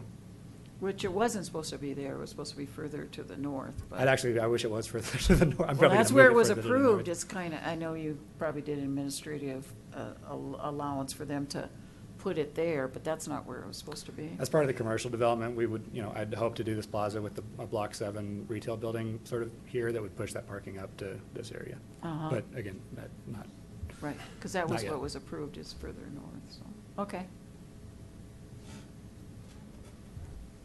Okay, other questions or comments? Okay. Yeah, I'm curious as to how come there's no budget implications for a 3-year delay. I mean, the numbers, when it comes down to it, the estimates are estimates, and when you contract them, you contract them. We still have, that 1.7 million is the remaining budget that we haven't contracted yet, so we'll see what that comes in at for these sidewalks once we get them designed and bid early next year. It's all, it's contractors and pricing and. You're lending credence to what Trustee Pennington just finished saying a little while ago Which is what? about estimates and what actual costs might be. Yeah. Okay, anything further from the board? Anyone like to make any public comment on this agenda item? Okay. Entertain a motion. Make a motion? Yes? Okay, go ahead. I'd like to make a motion to approve Town of Superior Resolution Number R-67, Series 2016, a resolution of the Board of Trustees of the Town of Superior approving the Third Amendment to the Subdivision Improvement Agreement for the Superior Town Center Phase 1. Motion by trustee Gregora, second by Mayor Pro Tem Hanson. All those in favor? Okay, passes unanimous. Thank you. All right, number 16 is adoption of a resolution approving a first amendment to the Superior Town Center Subdivision Improvement Agreement Phase 2. Thank you, Mayor. This agreement was approved. This is for Phase 2, which is basically Old Railway to the south, including Village Green, Discovery Parkway, blocks surrounding Village Green, or the roads, and all the associated utilities and the one detention pond. It was approved in August 2014. The completion date at that time in the SA was December 31st of this year. This would extend to December 31st of 2017. And Bill's got a And before Bill starts real quick, I just want to answer a question that was brought up earlier about the escalating cost of improvements as these extensions are given. The SIA specifically allows the town to increase the estimated costs once annually based on a price index. So that can be done at any time by town staff, and then the performance guarantee would have to increase accordingly. Thank you. Then we don't have to wrestle with that tonight. Yeah, right. Okay. Yep. Oh, okay. So similar to the last slide, this is showing all of the extensive FDP1 Phase 2. It actually doesn't include the interior of this block, it's just the streets around it, but I highlighted it all because the interior of the block is FDP2, which we're also under construction on, just kind of to show you what's happening. So the orange is what will be complete by the end of 2016, so basically don't need an extension for that, which is all the roads that surround Block 13. It's also in FDP2, all the in-tracks and everything go along with that. Like I said, we're planning on delivering lots to builders around December 1st, and so we expect all that to be done by December 1st, or if it pushes a couple weeks for weather, then certainly by the end of the year. The blue is substantially complete. It's the grading for the pond and sort of a temporary condition there. I'm sure actually that this will come back in a future FDP also with the rest of this park, so that we can kind of design it all as one integrated park and see how that acts as far as all the landscape design and everything. But the walls are in, the grading is done.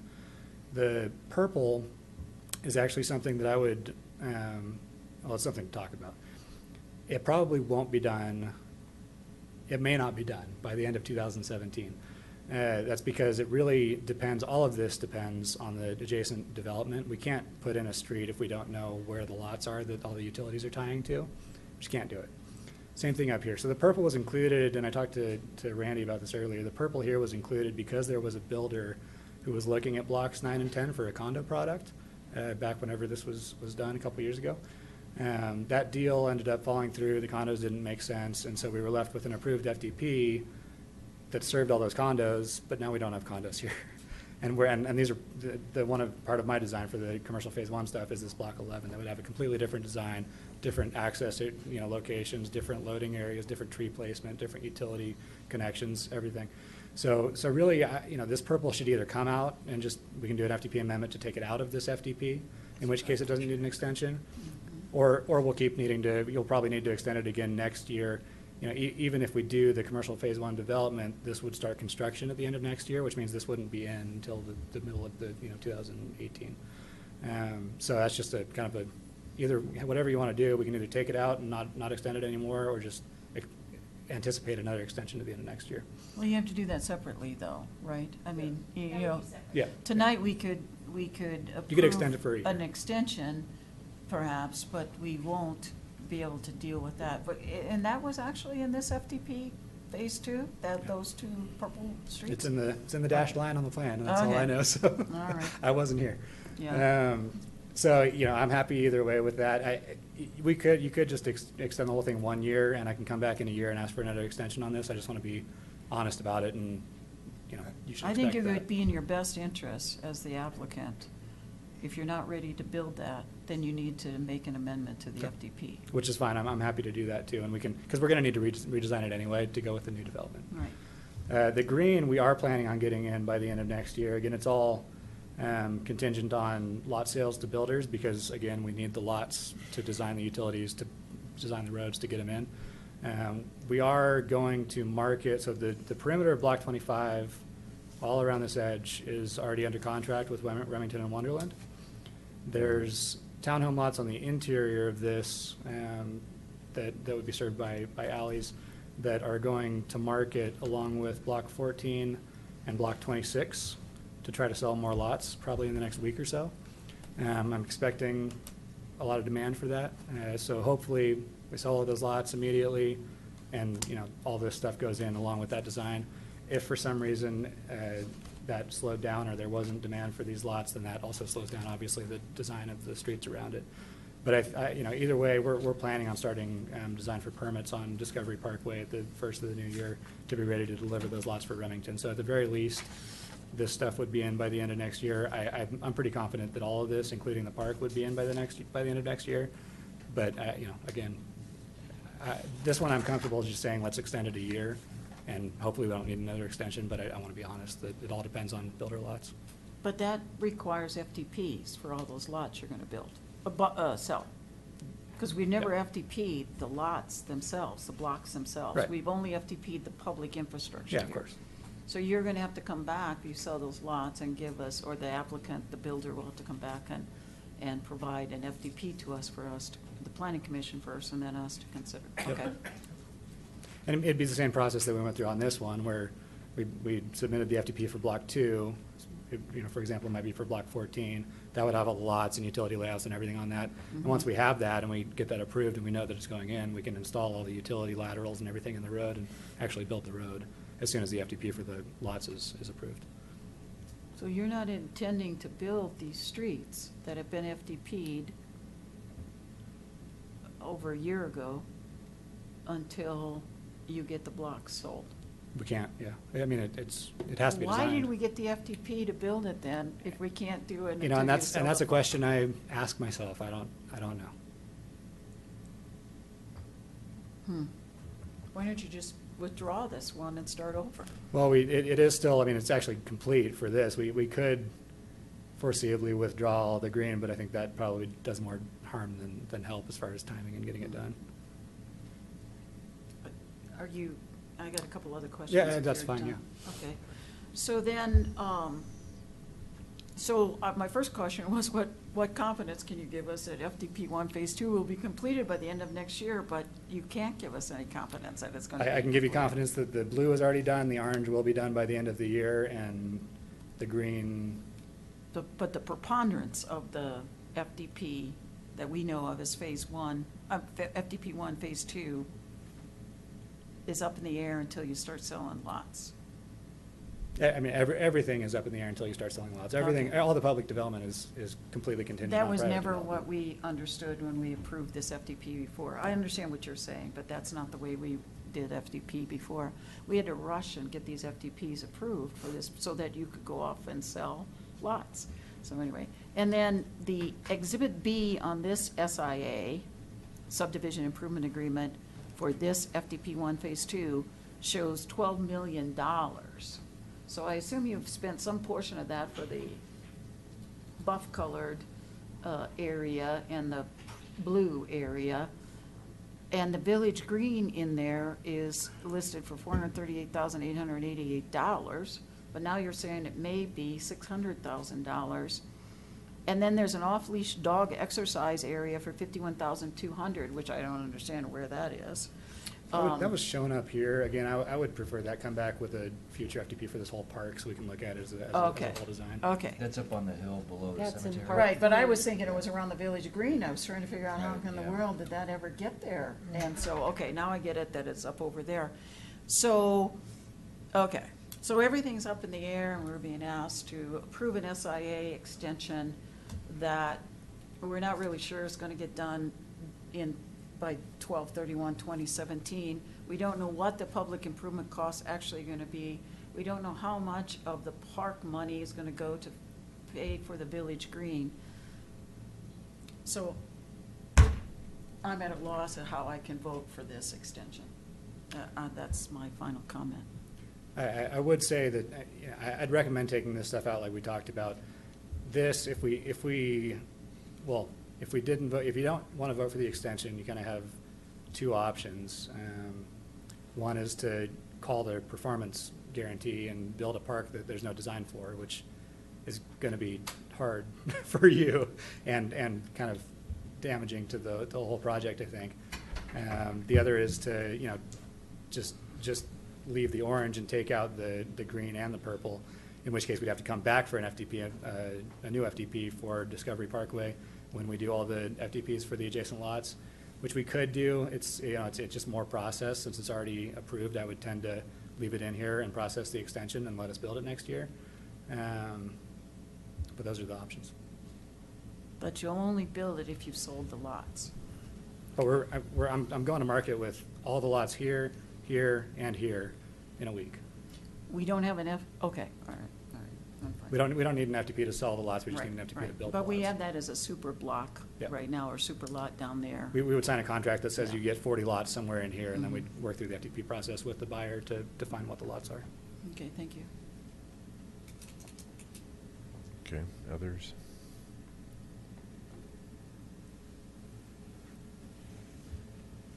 I'm okay with the extension, but with the idea of removing the purple at some point next year, because it doesn't sound like that's going to happen. And if there's, and maybe wait till later point in the year, and if there's not substantial movement on the green, then the green section below, then remove that too, and then we're not dealing with another extension. But in the meantime, I don't see any advantage to not approving this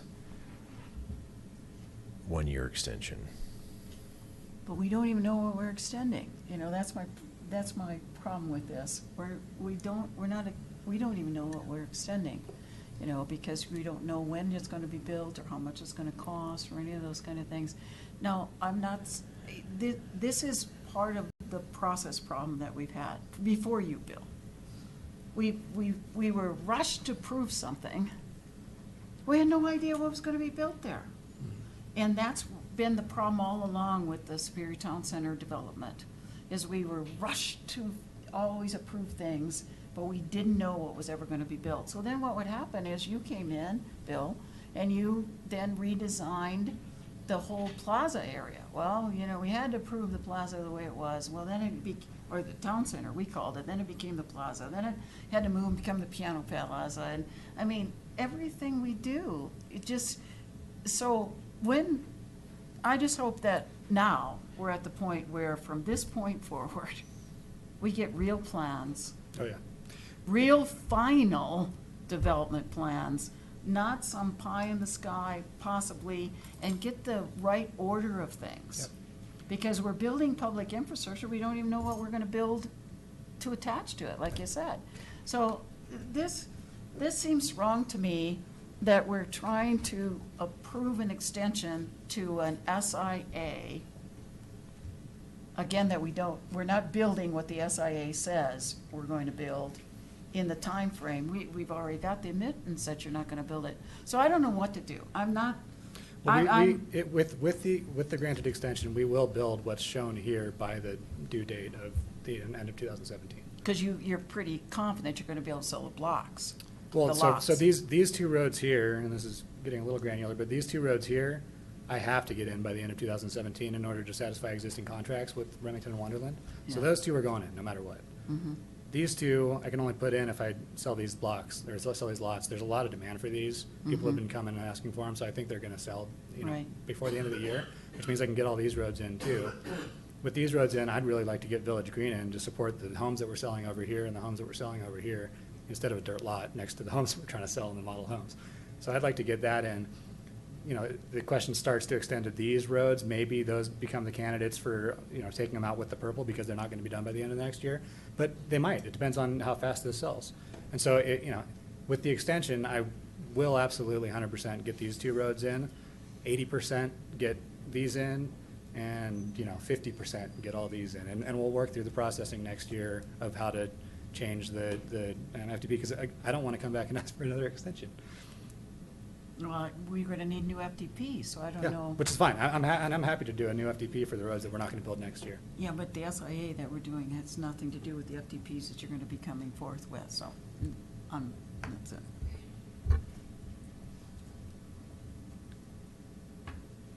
Okay. What's the plan for the purple area, Bill? You said that's, the So- original idea is really not gonna happen, so what's the plan then? Well, so the plan that I'm working on in pre-development stages right now is for a 4-story mixed-use residential building with retail on the ground floor here with a parking structure in the middle. It would have public parking on the ground floor to support the retail and the plaza, with private parking above in the middle to support all the residential units around it. Block 9 and 10 aren't part of our first phase. The first phase is really designed to sort of surround the plaza, so it would be, and this is getting a little bit ahead of ourselves, but hopefully a 100,000 square foot office building, a 30,000 square foot retail building fronting the plaza, get the plaza done, this will all be done, and then get a 4-story residential mixed-use building in here. So there's retail surrounding the plaza on the ground floor, office above over here, residential above over here. And I hope to bring that to you in June or something like that. I'm working on all the pricing and preliminary design now, but again, I can't guarantee anything yet. So you're gonna take that out anyway, and not ask for an extension on that next year? You're saying you could just take that out? I don't want to sell these lots to a townhome developer because I don't want to see townhomes on Main Street. And that's really the only way that we would be ready to build this stuff by next year is if a townhome builder bought it and started building townhomes. So I'd rather reserve this for a higher density, like I'm talking about, the 4-story mixed use, really cool thing, which means that won't be done by the end of next year because we might be starting on construction on that by the end of the next year, but the road wouldn't be, the road kind of is the last thing you put in, so that would be sort of middle of 18 if we move forward with that. So yeah, I would, next year, if you approve the extension right now, next year I'll go ahead and process an amendment to remove the purple, and we'll see how lot sales go in the next couple of weeks to see what we're doing with the green. But again, this will go in, this will probably go in, this will maybe go in, and this won't go in. Okay.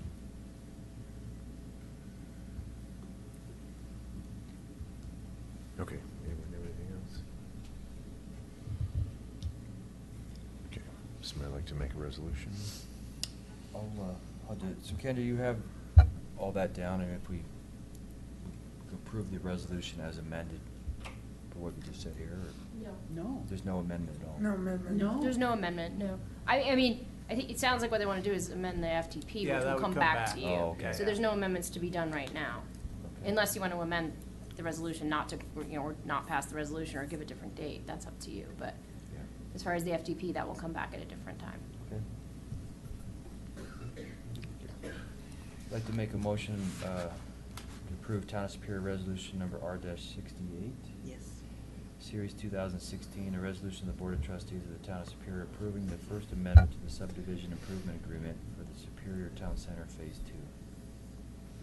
Okay, motion by Mayor Pro Tem Hanson, second by Trustee Sorelli. All those in favor?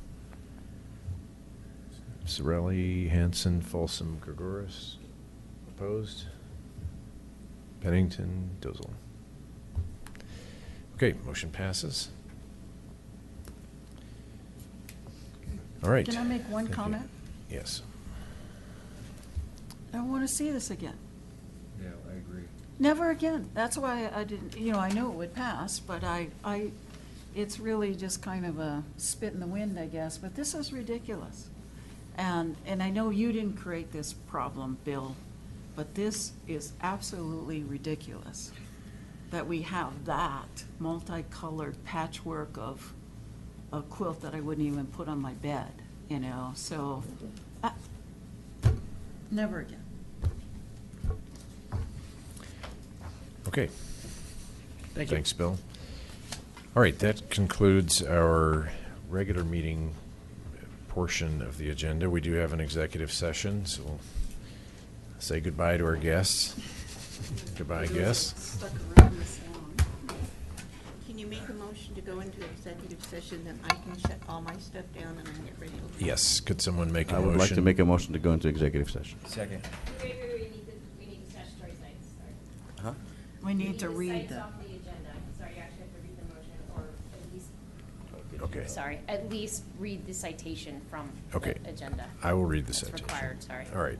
Item number 17 on our agenda is executive session to consider personnel matters pursuant to CRS 24-6-5 402-4F regarding town manager's evaluation and to determine positions relative to matters that may be subject to negotiations pursuant to CRS 24-6-4024E regarding town attorney's evaluation. And now I'll entertain a motion to go into executive session by Trustee Gregoris. I would like to make a motion to go into executive session, yes. Thank you. And second by Trustee Sorelli. All those in favor of going into executive session? Passes unanimous without Trustee Pennington temporarily absent. Sandy, she was on. Okay, I am going to